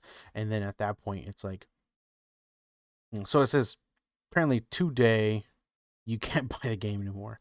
That is, so if anybody ever wanted to just own the game to play it, they don't have that option. You know, Yeah. like I think you could. I mean, I guess you could technically buy a physical copy somewhere. Um, Mhm. you could do that, but if you want it digitally, shit, you're shit out of luck. And by March 1st, whatever subscription service has them, they're gonna be gone too. So that's interesting. And I'm wondering how many people play the online with subscription services like Game Oh yeah. Pass and other stuff like that. So Actually, I don't believe Titanfall is on Game Pass, or at least not the basic Game Pass. okay, then we'll see. I don't know what other subscription services they're talking about, but because I mean, obviously, Titanfall's not on the PlayStation version because it was never released on PlayStation. So you know, so it has to be Game Pass and whatever PC versions there are out there. Yeah, I just interesting little topic. Speaking of Respawn, the head of Respawn, Vince Zampella, um, was the so he is officially um gonna be heading the Battlefield series. Oh wow. Good luck with Yeah. that. So the good thing is Zampella is one of the first, or basically one of the creators of the original Call of Duty and the Modern Warfare series. So if you want like a resume, this is when it comes to first person shooters. What are This your qualifications? I invented Call of Duty. yeah, like not only Call of Duty, but I set the bar for first person shooters. Like, okay, yeah, this is the guy that you want. If you have a first person shooter, this is the guy you want. The only thing is, like we said in previous podcasts, Battlefield's in a hole. This game is from what I last saw, is the worst rated, uh, one of the worst rated games on Steam right now. Uh, and I see tweets here and there, and people that I follow, have responses and stuff, and it's like they are not helping themselves get out of that hole. Like things that should have been done before launch. Like this game seems like, from what I've been gathering, probably should have been delayed a whole nother year because there's just too many things missing, and they just didn't. They were just not ready for this. I don't know if it's EA who said I needed it out before 2022 and I needed it out, in fall 2022 or 2021 or whatever. But it seemed like this game got like pushed too early. Um Fuck it. Yeah. yeah, so I really don't know if Zampella could fix Battlefield at this point. Um I feel like, what game was it? There's another game that happened to where like it just did really awful and it just couldn't fix itself. Like it still had its following, but it lost that opportunity to be a big thing. And I think Battlefield 2042 is that right now. But the problem is they're not fixing themselves. So hopefully Zampella can do something, but yeah, Battlefield is I don't know what they can do to fix it. It's just, and Zampella, coming from Call of Duty, like we discussed before, Call of Duty and Battlefield are two completely different games. Yes, there's first person shooters, but what people like about Battlefield is the massive battles, right? The 128, 265, like just the massive battles, right? Where like I think that was one thing that people were talking about. Like Battlefield's, like I think Battlefield doesn't have massive battles anymore for some weird reason. They're saying that like that's what people didn't want or whatever, but like everyone's like, no, that's the whole reason why we played Battlefield, for the massive battles. Like, because no other game has it, you know? So it's like, I don't know what was happening. I mean, like we discussed last week, where it seemed like the head designer of Battlefield was the head designer of Candy Crush. So it kind of a really weird move of grabbing, you know, someone who ran a strategy mobile app to, hey, you want to lead this you know um you know first person shooter that, I don't know, that was a weird decision. um this one makes way more sense. Zampella being the lead designer makes way more sense, but it might be a little too late at this We need point. to give the guy a chance. Yeah. But Shame on um going talking about other subscription fees from the Titanfall. Um, PlayStation is actually rumored to be coming out with a new subscription feed codenamed Spartacus. you. No, I'm Spartacus. Right? Um, so it's basically gonna be like the Xbox Game Pass, but for PlayStation. They But just, realized, worse. yeah. So they obviously realized that PlayStation Now was a flop. Like whatever they tried to do with PlayStation Now, awful. They But should call it PlayStation later. the the big upside, and I'm super stoked for this. The big upside that the rumors have is that it's gonna offer access to retro PlayStation games. Ooh. So PS1, PS2, PS3. I didn't own one, but also a PSP, the PSP games. That's great. If only they'd done that before someone decided to remake Crash Bandicoot and Spyro for multi-platforms. That would have been a smart choice. Mm-hmm. But Snag that uh, exclusivity. you're not wrong. You're not wrong. But still, that's huge Oh, absolutely. because there's plenty of games that have not, well, obviously haven't had remakes, but also like you can't play. Like uh, to be able to play older games, you have to have the physical copies, and some of them aren't cheap.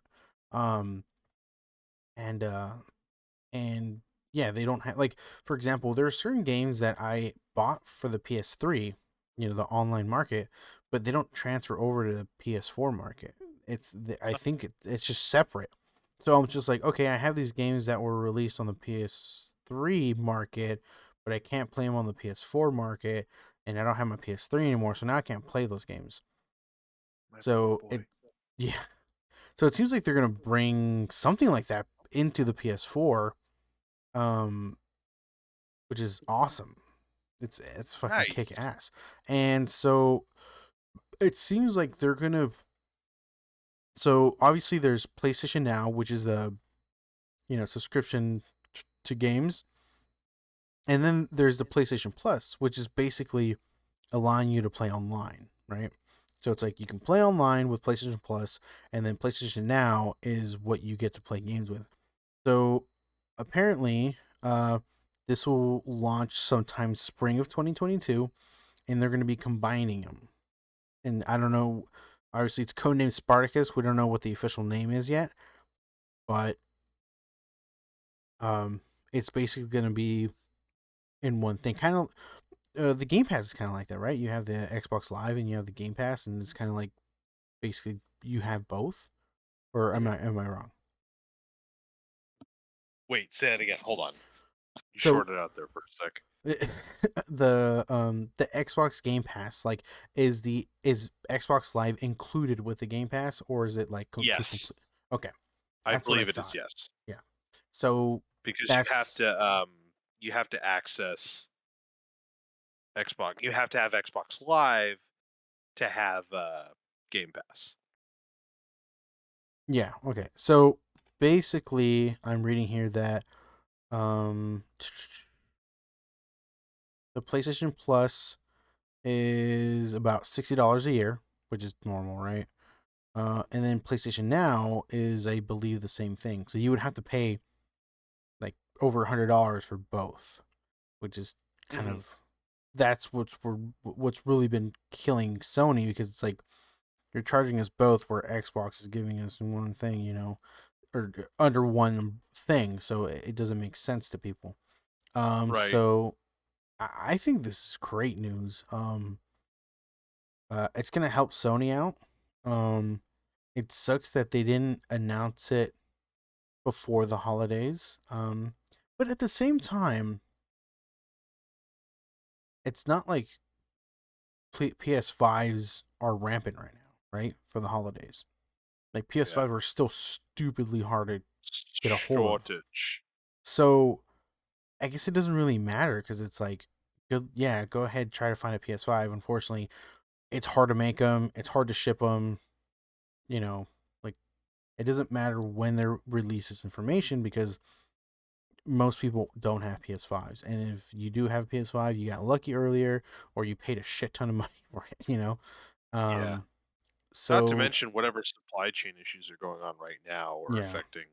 I wonder if they're affecting what's going on with supplying PS5s to people, or yeah, and true, just true. the new consoles in general. Yeah, yeah.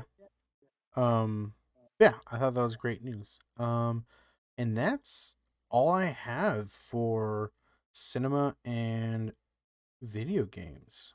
That'll be pretty interesting. I'm interested in seeing what they have to offer because there is some backwards compatibility. There's a lot of backwards compatibility with Xbox, but PlayStation has great classics, Mm-hmm.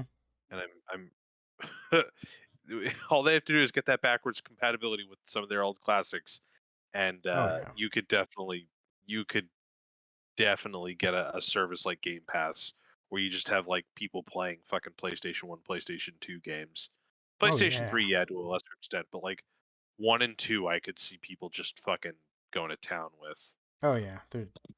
I mean, PS2 has what, the biggest library of games when it comes to a console.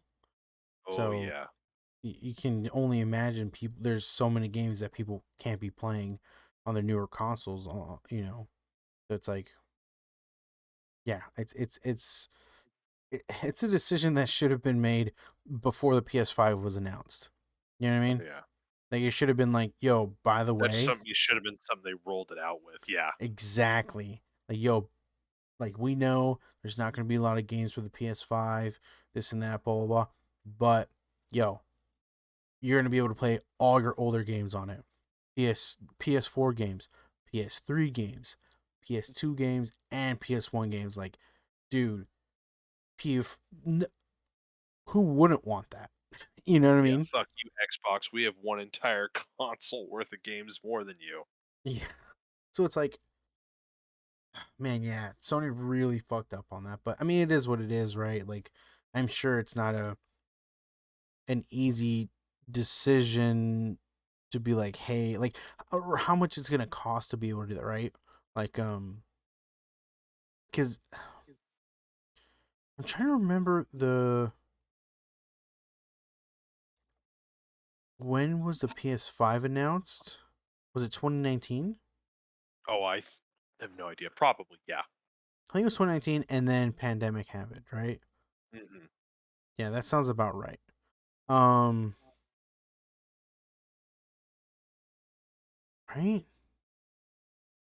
No, no, no, no. I think the PS5 was announced during pandemic, Okay. because I honestly don't know. Now that I think about it, because fucking all time and space has been fucking compressed after this goddamn thing. yeah, you're right. I know that for a fact, because Final Fantasy VII remake came out on the PS4 before the PS5 was announced. So and then I played the remake during pandemic. Okay. So it was 2020 when it got announced, and that's when. So I don't know. I'm trying to think of. I mean, they probably knew that they're going to have shipping issues with the whole pandemic happening, and maybe they changed what was. You know what I mean? Like they might have had to change certain things. Like Yeah. we might not be able to make or do the things that we wanted to do because of said Yeah, we got to pandemic. work with this because of all that's been going on. Exactly. Hmm. Yeah. No, whatever. It is what it is. I'm excited to hear the full announcement from Sony soon, and we'll have more information, and we'll definitely talk about it then. Hmm. But I want to ask you, what do you think about conspiracies? Fuck them. Uh, uh, so in all seriousness, I'm a fairly uneducated individual, Mm-hmm. so I've never really had the mind to be like, oh, that's what the lamestream media has told you. Ha ha ha, corporate media. Ha ha. And whenever I heard corporate media, I would always hear it from one of my conservative relatives, and I've always assumed like, let's just say I've always assumed a conservative bend uh with conspiracy theories. Yeah. Uh, you know, I know that communists, socialists, anarchists are typically not anti-state, but anti-monopoly of violence and all that, and so on and so forth.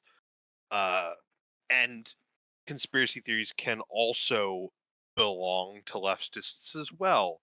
But like, I've always, like I said, gotten the impression that like conservatism tends to like, or at least I've always gotten like a conservative bend from conspiracy theories, and they've never really interested me.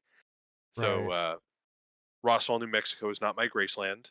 Um, I don't know what fucking chemtrails are, and I was never interested in who killed Kennedy. He could have Mm-hmm. literally died by swallowing a bug because his convertible was down. For all I care. I get that there is some impropriety. I fucking I remember sounding like such an asshole once when one of my old friends asked me about 9/11, and I came up with this kind of like ignorant answer where it's like I don't know what happened in 9/11, uh, but you know that's not the same as other people not knowing, but trying to fill the gaps with things that they don't know. And I took a Right. fucking uh, media literacy class that I barely paid attention to, and they did a whole bunch of breakdowns of all the things that happened, and I told the same friend the stuff that I had learned. He was like, "Oh, huh, what happened to your previous statement about like how you're against like conspiracy theories around 9/11?" I'm like, "Oh, well, yeah, guess." Um, but yeah, uh, Mm-hmm. last week we talked about some conspiracy theories, and I mentioned that as I looked into or just kind of culturally absorbed some of the more incendiary ones that we will be talking about eventually, realized that Yeah. a lot of them are just fucking racist as fuck and like psychotic. Um, Yeah. the thing is I don't know how to distinguish conspiracy theory. Like I get like, oh, where's the proof? But when someone says like, oh, these people were here when this happened and this happened when this happened, like I don't know the like academic statement to not academic. I don't understand, or at least I don't think I'm educated enough in like investigating and citing sources and validating information, right? Like, Right. so okay, hold on. Let me get into it like a brief thing because you're asking me a very straightforward question. I'm giving you too many fucking answers. Uh, the U.S. government has a database called VAERS,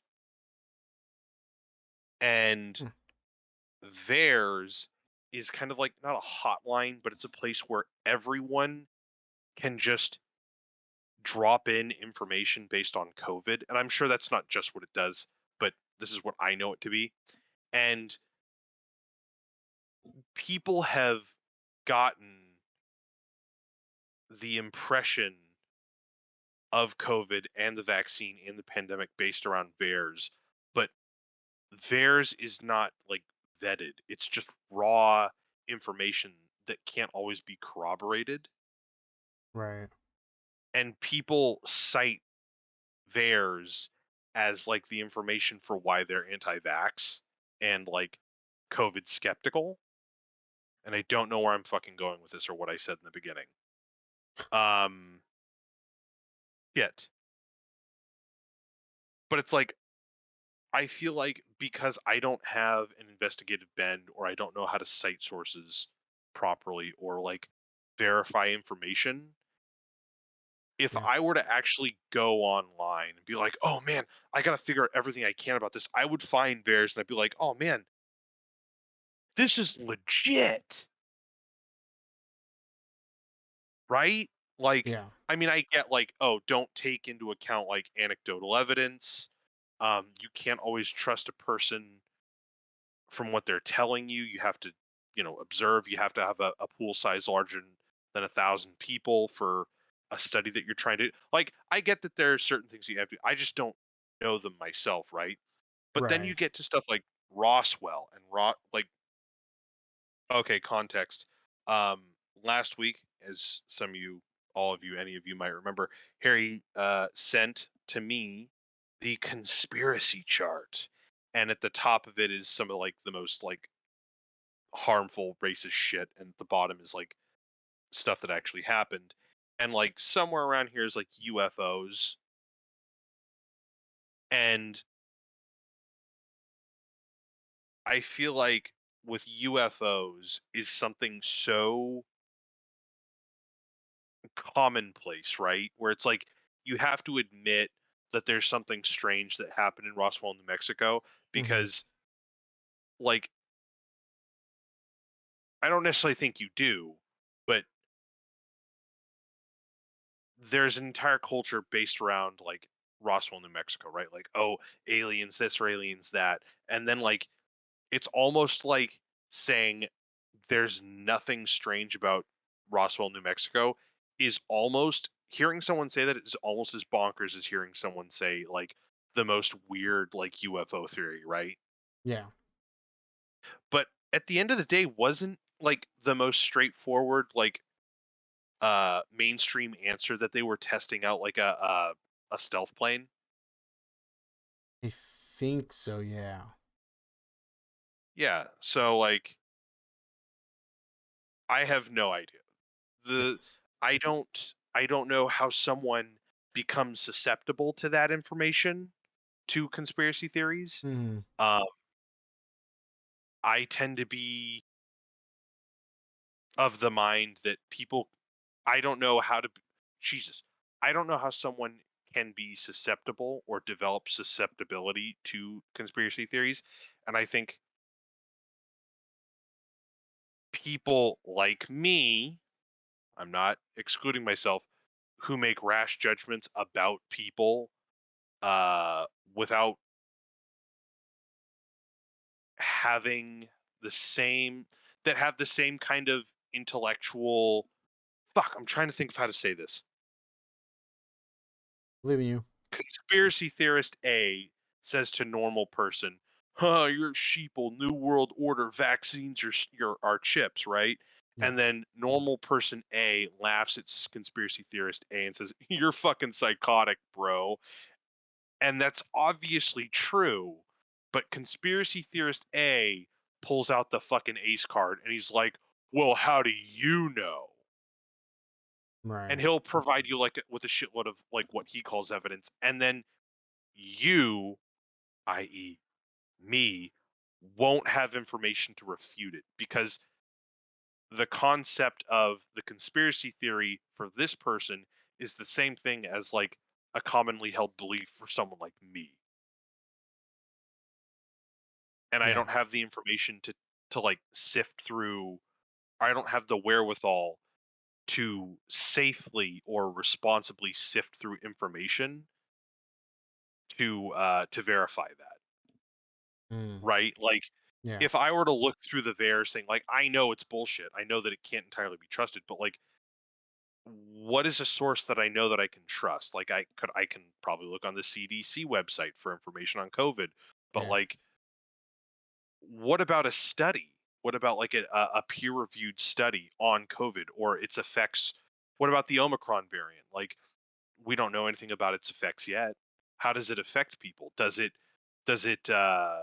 greatly affect people who are vaccinated, or does it not? It's like I, what I'm trying to say is this: I don't know what I'm fucking saying. Yeah. I love conspiracy theories. I'm gonna love the bottom triangle. My girlfriend loves conspiracy theories. She listens to them when one of her gimmicky YouTube video people does their Mm. makeup while talking about conspiracy theories and murderers. So hey, you know what? We could just make this hitting the Stacy with Stacy and Harry, and you two can talk about conspiracy theories, and I can just snore in the background. Kidding. Um, they're interesting. They're novel. I don't know how people fall into rabbit holes sometimes, um, and some of them are really fucking racist. And I get that it's convenient. To have this theory that makes you feel superior, but other than that, like I don't quite understand them. Yeah. I agree. Um, And that's my take on them. Yeah. I for anyone who's interested just in the moment, I follow the Majority Report, Sam Cedar. I like a lot of like leftist YouTubers. Um they've discussed stuff with conspiracy theorists or conspiracy theories, not conspiracy theorists. And some of it tends to be like I'm on the inside track with information that people don't have, but I don't really like what kind of person becomes susceptible to stuff like that, or like what kind of like cultural signifier like gets someone. I don't know. I don't know. It's just interesting to me, and it's something that I don't know how to research without becoming a person like that. yeah. I agree. It's like one of those where like you want. It's like you want to know how to prove those kind of people wrong, but you also don't want to invest any time into it because you just don't really care.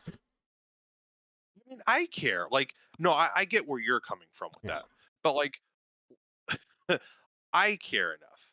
And it's like Mm, when I was looking up stuff, some of this stuff I was actually already familiar with, but like as part of the discussion that we'll be talking about. But like, mm-hmm,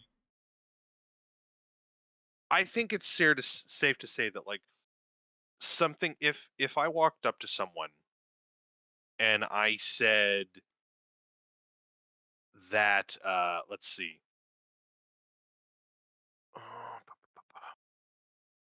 obvious. Let's go to speculation. Let's Mm-hmm, say fucking COINTELPRO.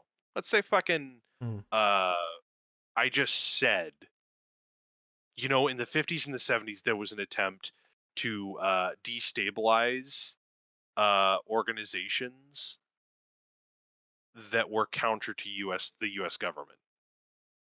Like through bribery, harassment, and sometimes murder. Like if I just fucking said that, you would either have people like, no shit, it's like the American government, and like maybe you should, read up on your, power and violence and whatnot. Or it's like, I'm gonna need some information on that, right?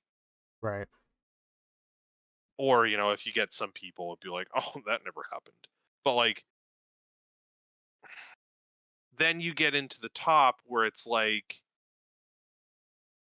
fucking Pizzagate or space lasers or reptilian overlords, and Mm, I don't know.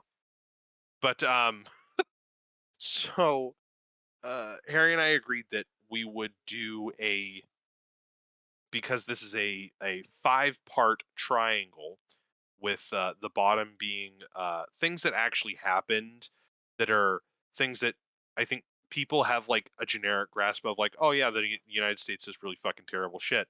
Um, when you read into it, it's like, no, actually, the things that they do are really fucking terrible. But now you have a better idea of like how they've gone about what they do and the tools that they use, and then it just kind of like progressively gets more zany. Like the next level is like leaving reality, like UFOs, uh, Jimmy Hoffa. Like I would say these fall more under like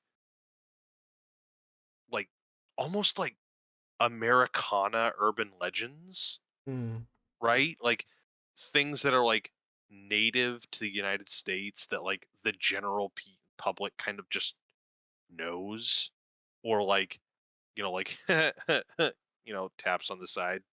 yeah, And then the next 3 levels, reality denial, anti-Semitic point of no return, and like detached from reality, are all kind of things that um now become like tinfoil hatty.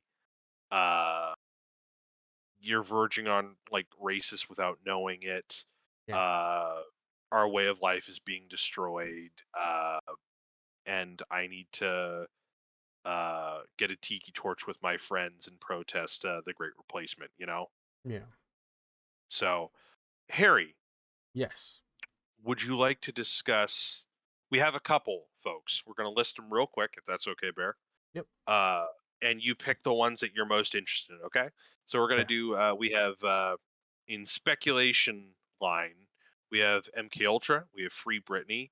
We have the Naria testimony, Operation Paperclip, Tuskegee Experiment, Project Mockingbird, uh, FBI spying on MLK, Watergate, big oil push, climate disinformation, NSA mass surveillance, tobacco lying about cancer, and COINTELPRO.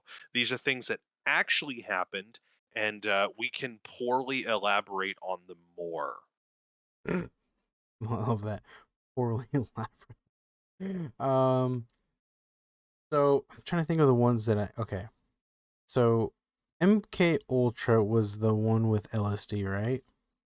Yes, I believe the Central Intelligence Agency actually uh, like used LSD on patients to like uh, discern like different interrogation techniques, or like Mm-hmm. how to like brainwash people. I don't really know Yeah. too much about it, but it involved a lot of torture and drugs. Right, right. And then Free Britney, I'm guessing that's what's happening right now with Britney Yeah, Spears. Stace was Okay. really bothered that I didn't include Free Britney into the things that I wanted to talk about. Um I can't yeah, remember why she was upset. Oh, right, because she's a lawyer who does guardianship work. There we go. uh She was mad. She's felt underrepresented fair by enough. me of all people. I know Watergate. FBI spied So on. so uh this one I know that the bare minimum for. My Yeah, history same class here. didn't fail me here. Watergate was the hotel that was Yeah. being used by the DNC, and two or a small group of people were caught breaking into the headquarters of the DNC, or one of the offices of the DNC, and raiding their information area. Right, so they Right. were caught, and that wasn't even the worst of it. What we find out is that they were actually paid uh, by a member of the Nixon administration to perform this theft. And then on top of that, what was even worse is that the Nixon administration actually paid to keep them silent as a Mm. bribe. So it wasn't so much an issue that they did this. I mean, he could have gotten off scot free had he just said that this happened. But he actually conspired to cover this up, which is what what cost him his presidency. Yeah. All right. FBI spied on MLK is pretty straightforward. Yeah. So this is actually, believe it or not, part of COINTELPRO. Um, Oh. COINTELPRO is we're gonna if it's okay if we could go into this. Yep. COINTELPRO, I think, is counter, counterintelligence, Mm. basically counterintelligence program. Um, as I said, it was an attempt to essentially subvert, undermine, and sabotage not seditious groups. That's not fair. What they deemed subversive groups, Okay. uh, Black Panthers, uh, freedom movement, anti-war protests, and so on and so forth. Martin Luther King and Malcolm X fell under that umbrella. In fact, I think other than MLK, if anyone knows, Fred Hampton, I think, is the most prominent example of this because the FBI actually had a hand in killing Fred Hampton. Oh. They made a kind of a relatively toothless live action version film Okay. of what happened with Lakeith Stansfield and oh god, I forgot it, Danny Kalea. Mm. Both the actors from Get Out, by the way. Uh, he was a community organizer. I believe he was a member of the Black Panther Party, and there was a raid conducted by the FBI that led to his death. Oh. But he was essentially the target of this raid, and he was Mm. killed. Um, Another one too, since Tupac is also on here, is Zaid Shakur, the mother of Tupac Shakur. Anyone wonder why Tupac was so politically minded? Tupac Shakur was the son of a prominent Black Panther who actually almost gave birth to Tupac in prison because of I can't quite remember what she was in prison for right off the top of my head, but she was also another character who was associated with the Black Panthers, who Yeah. was part of all that. Yeah. I did not know that. Yep, yeah. Hmm. Tupac Shakur comes from a lineage of well versed political advocate or activists or That's a cool. political activist. Um. And the okay, so the Tuskegee experiment. I'm trying to remember that one. I think it was like something super brutal, if I remember. But Yep, the Tuskegee experiment was an event that lasted about I think 50 years. Uh, it was the unannounced or not unannounced, but the non-consented. It was a secret test of several hundred African American citizens with syphilis. Um, I don't quite I believe they tested syphilis on about 5 or 600 African Americans, uh, resulting in like I think 150 to 200 of them dying. Uh, and this was over the span of about 40 to 45 years. Several children were born with congenital uh, syphilis as well. I believe that the Clinton administration apologized for it.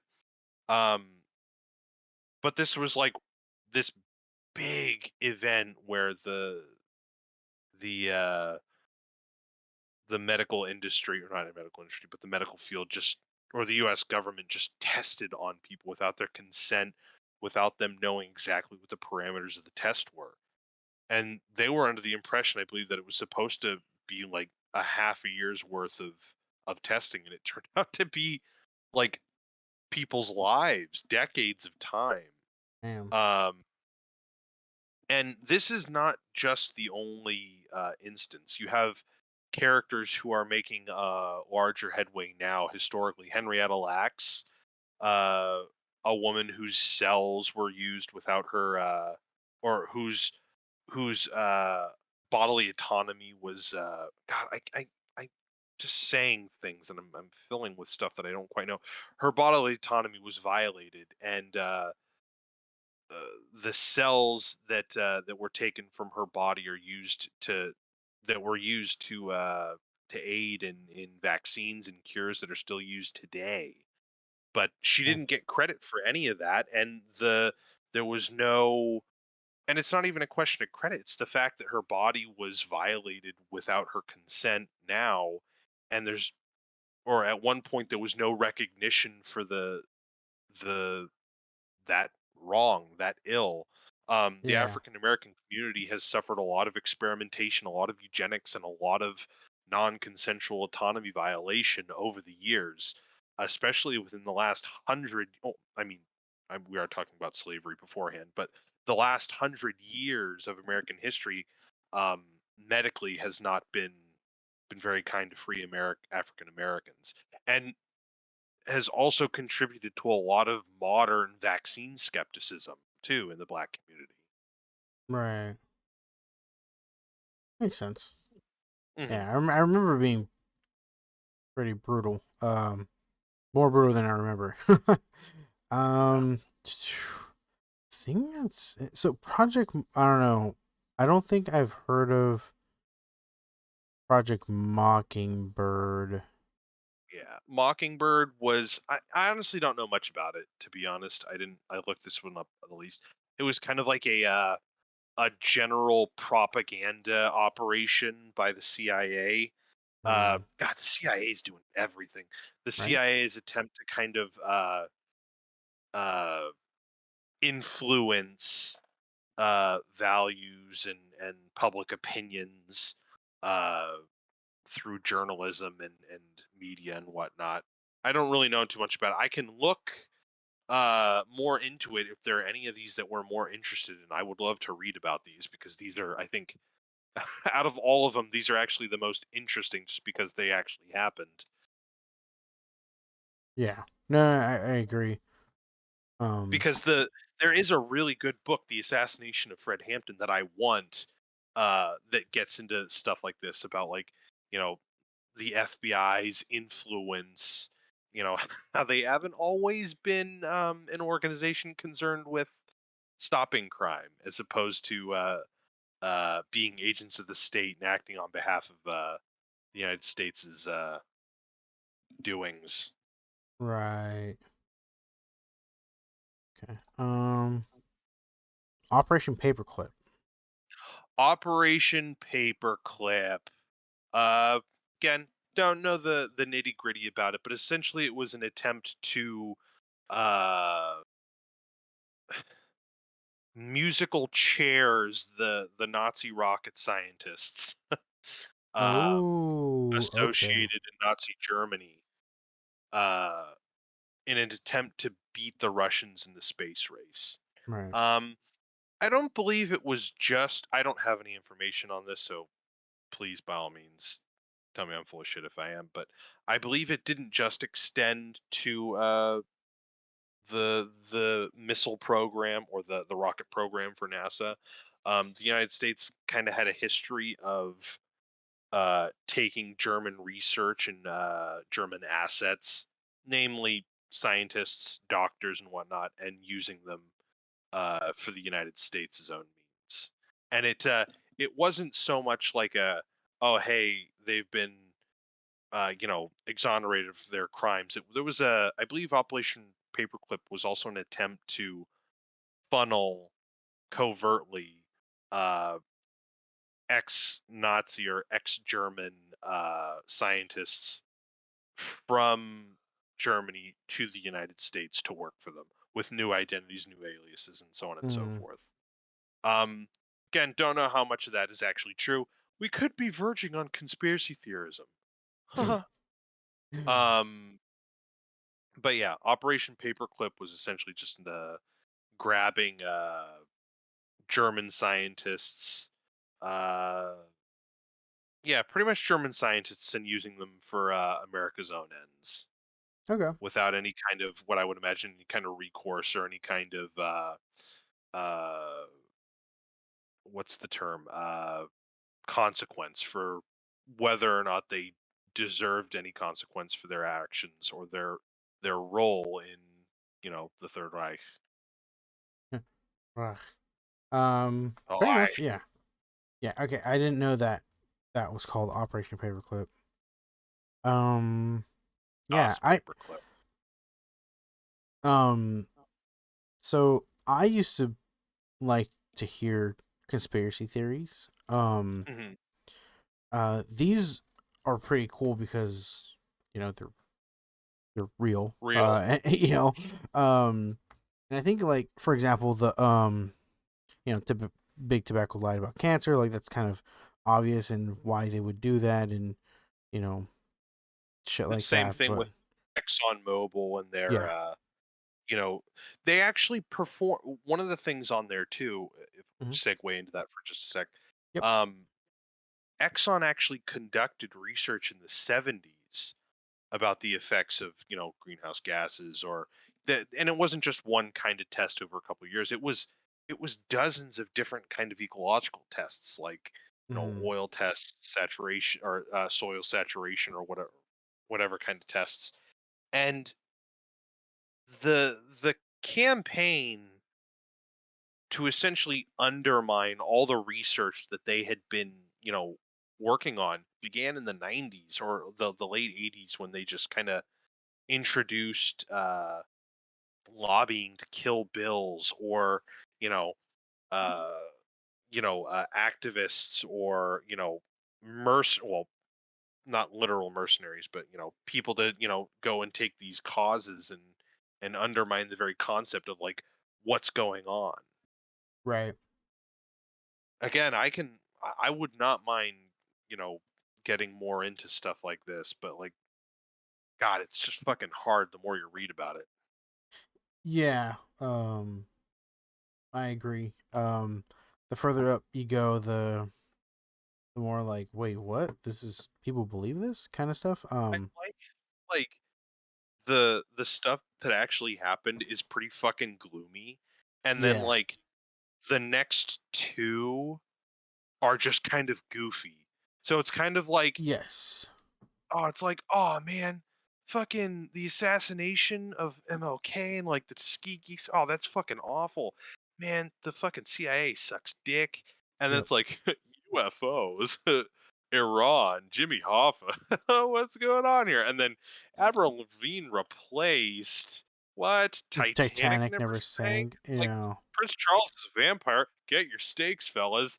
And then like fucking Plandemic, jet fuel doesn't melt steel beams, global warming's a hoax, and then fucking Jewish space lasers, Nicera, fucking Yeah. depopulation, great replacement. Like, you know, the first one, yeah, kind of sad. Then the second two are like, oh, hey, don't worry, here's your little pick me up. And then the next three are just like,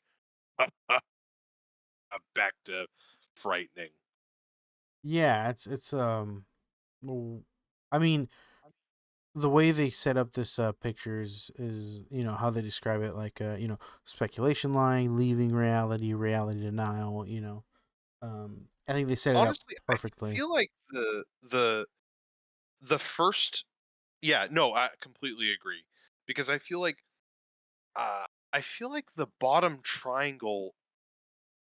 I was talking to Stace, and I was like, if you flip this shit on its side, you could literally get like I think things like ideologically minded people look at, right? Yeah. Like I think you're far more likely to get like an educated lefty who's interested in like state power and wealth and how corporations do fucking awful shit Yeah. to look at stuff like big tobacco or the NSA, like or fucking Operation Paperclip in Monsanto and shit like that, and then Hmm. like you're gonna get some fucking grass-fed Iowan looking at that's not fair. I'm sorry.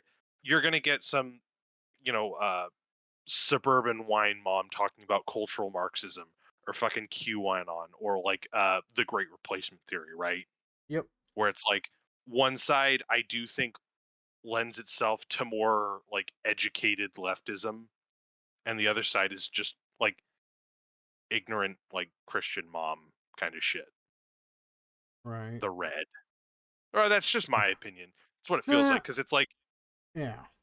if you're looking up cultural Marxism in the sense that like, oh, I want to know exactly what cultural Marxism is, and you're Mhm. like, oh, it's an attempt to infiltrate the United States by educating people with, multiculturalism and how that's bad and how like they're going to try to fracture the country.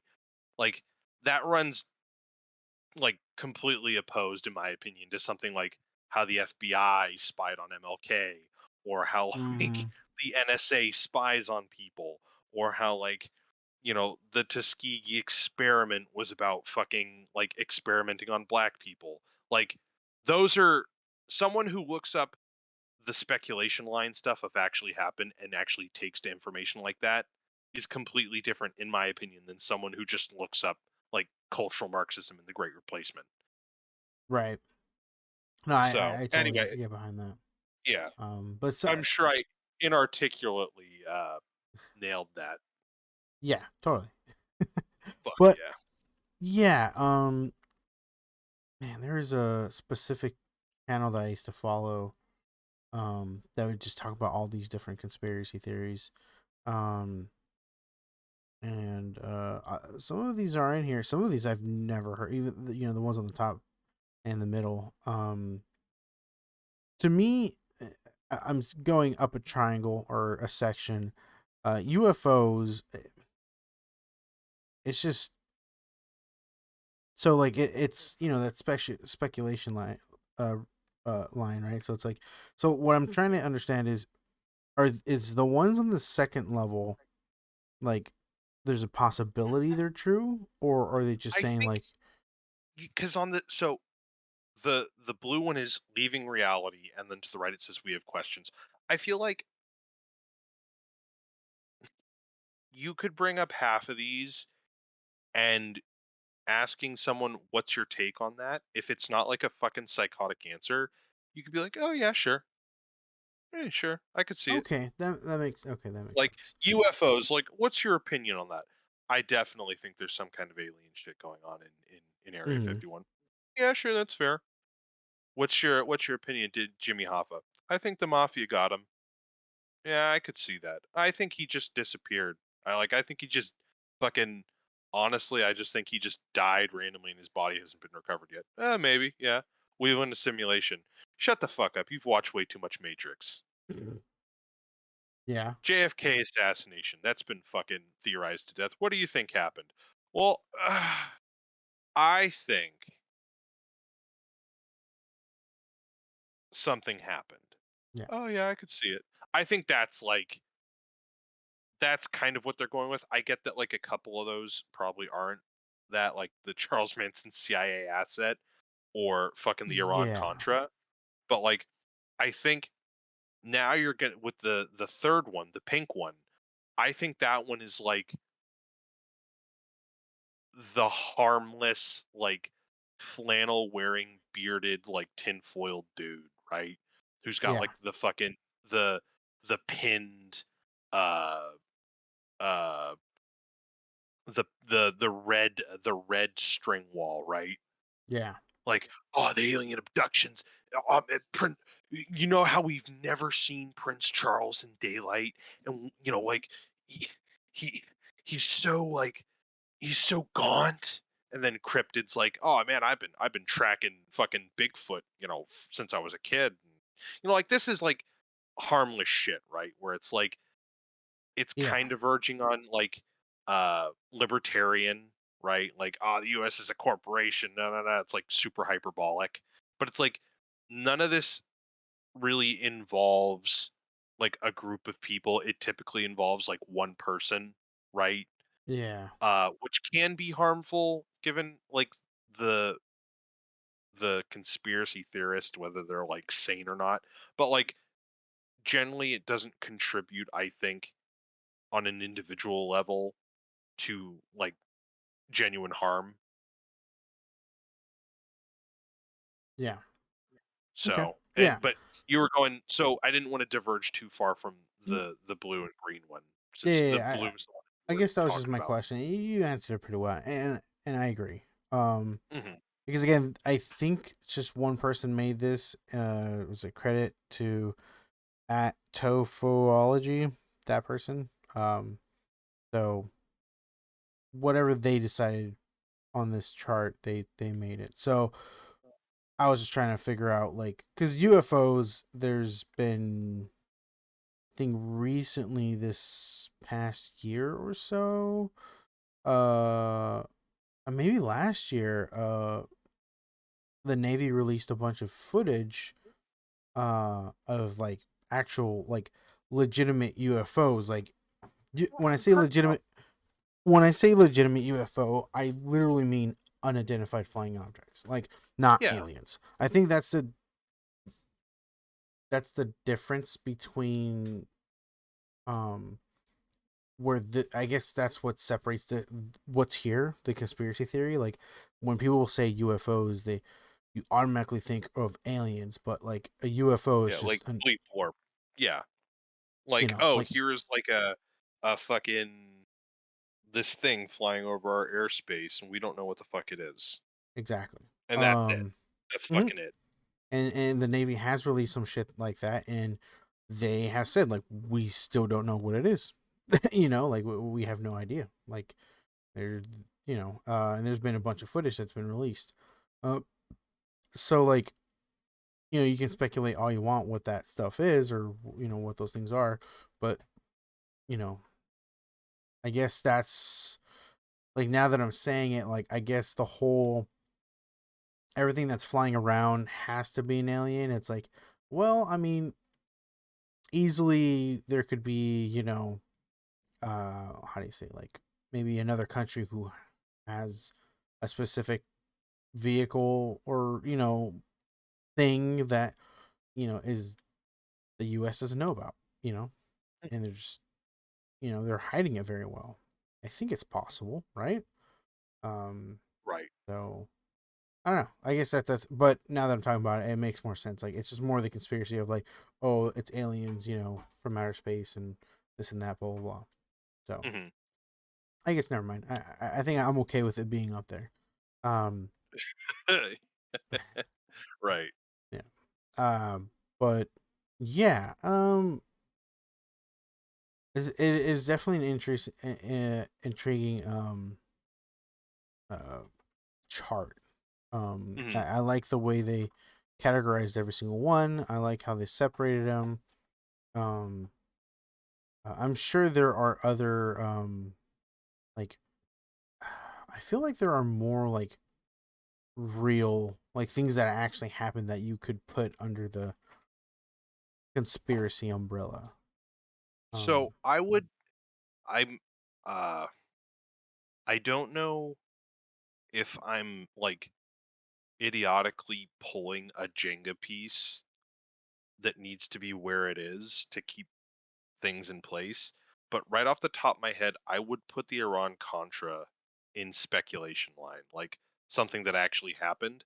I don't know necessarily what it's doing in the we have questions area, mhm, because that is history. They're like, fucking we sold weapons to Iran to fund the Contras in South America, which was right. fucking illegal as fuck. And Reagan didn't get prosecuted for it. And one of the I don't know, Joint Chiefs, senior fucking military advisor, whoever, Ollie North, Okay. testified or didn't testify, but like he took the blame for it and just completely exonerated, fucking not exonerated, but like cleared Reagan, even though he was fucking culpable. But Right. like I don't know. I'd have to read more about that because I'm probably either completely wrong or reducing that to something harmful. Okay. But like Uh again, like the stuff I see up here is like, oh, it's quirky, right? Like Mm, everyone has an opinion of the JFK assassination. Everyone has an opinion of UFOs and Area 51. I have no fucking idea what's going on with the Denver International Airport. I I think maybe believe. Charles Manson asset belongs like in the pink area because Yeah. I think again, like what I was saying, blue is like Americana urban legend almost, right? Like it's Yeah. distinctly an American like folklore, like funny folklore, right?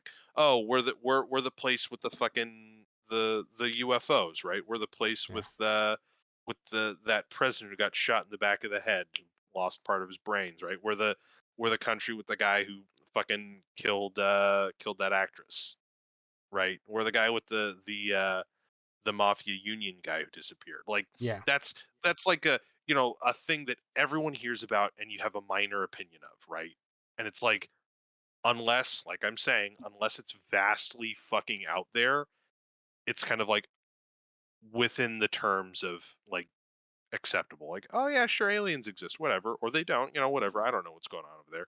It could be a really sandy area, and they could have been experimenting with a fucking weather balloon for all I know, Right. or And then three is like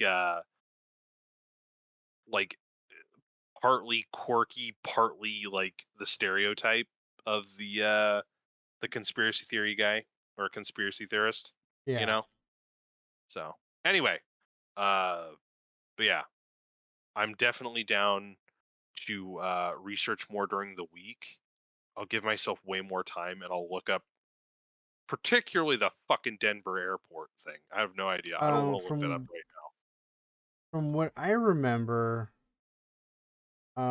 it was basically they think there's something built underneath the Denver International Airport. Or either that or they built over something. Because there's section of the Denver airport that are inaccessible, and then there's like now. specific paintings on the airport that are very like questionable. Um, but that's as far as I remember. Glory Um, hole questionable or like what? um, just like is it called Messiah? Oh, Masonic. Yes. Just the whole, those people You ancient. may or may not have heard Den's got some secrets. Since the airport opened in 95, endless rumors and theories swirl on Denver International Airport. People say our underground tunnels lead to secret meeting facilities for the world's elite.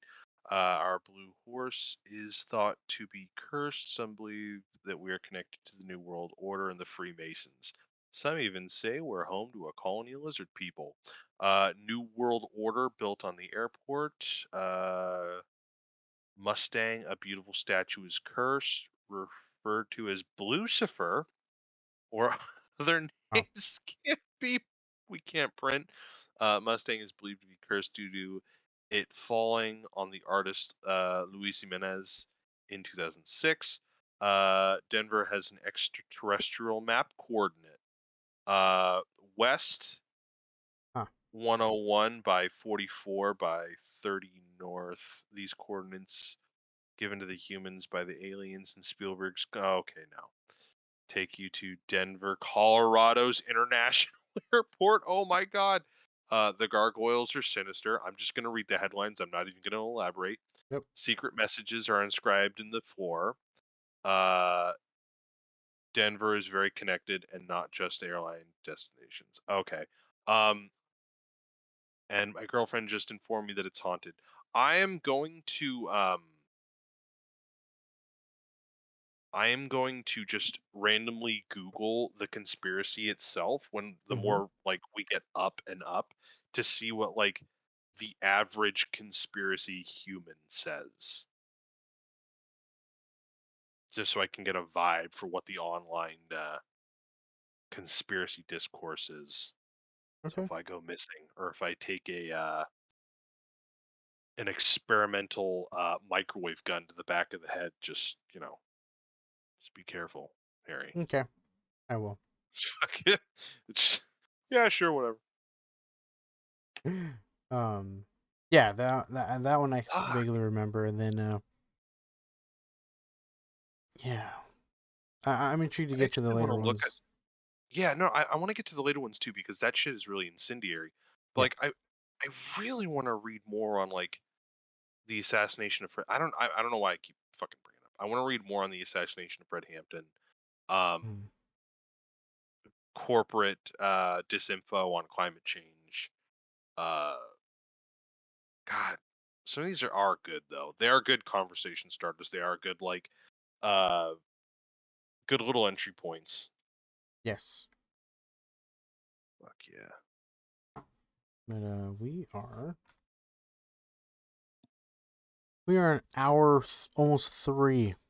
I think it's a good time to Short end the episode pod. today. Yeah. God, normally you just keep talking and talking, Mm-hmm. Mm-hmm. just rambling on. Now you're just so quiet today. Yeah, was I? No, no, you were wonderful as always, Harry. Thank you. You know what else is wonderful, Harry? Hmm. When people go onto our YouTube. Yes, it's true. Yes. Yes. You know what we also like?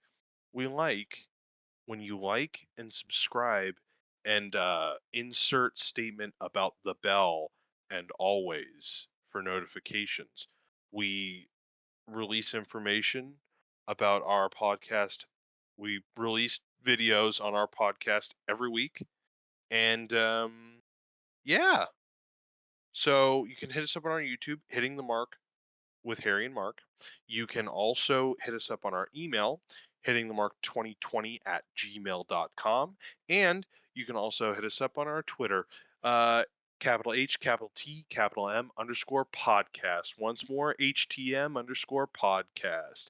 Next week, we'll be going over the next dastardly layer of the conspiracy triangle, which Ah. in itself is a conspiracy. Hmm. We will That's good. review Arcane because I'm definitely gonna fucking consume that shit when I get the chance. And we'll be going over the next of Black Lotus's episodes. And I'm sure that we'll probably be reviewing Halo as well. Or some kind of mid-game review of Halo. Hmm. If not any other previews for the video game awards. So if Yeah. you're interested, folks, come see us next week too. Bye bye. Auf Wiedersehen, assholes.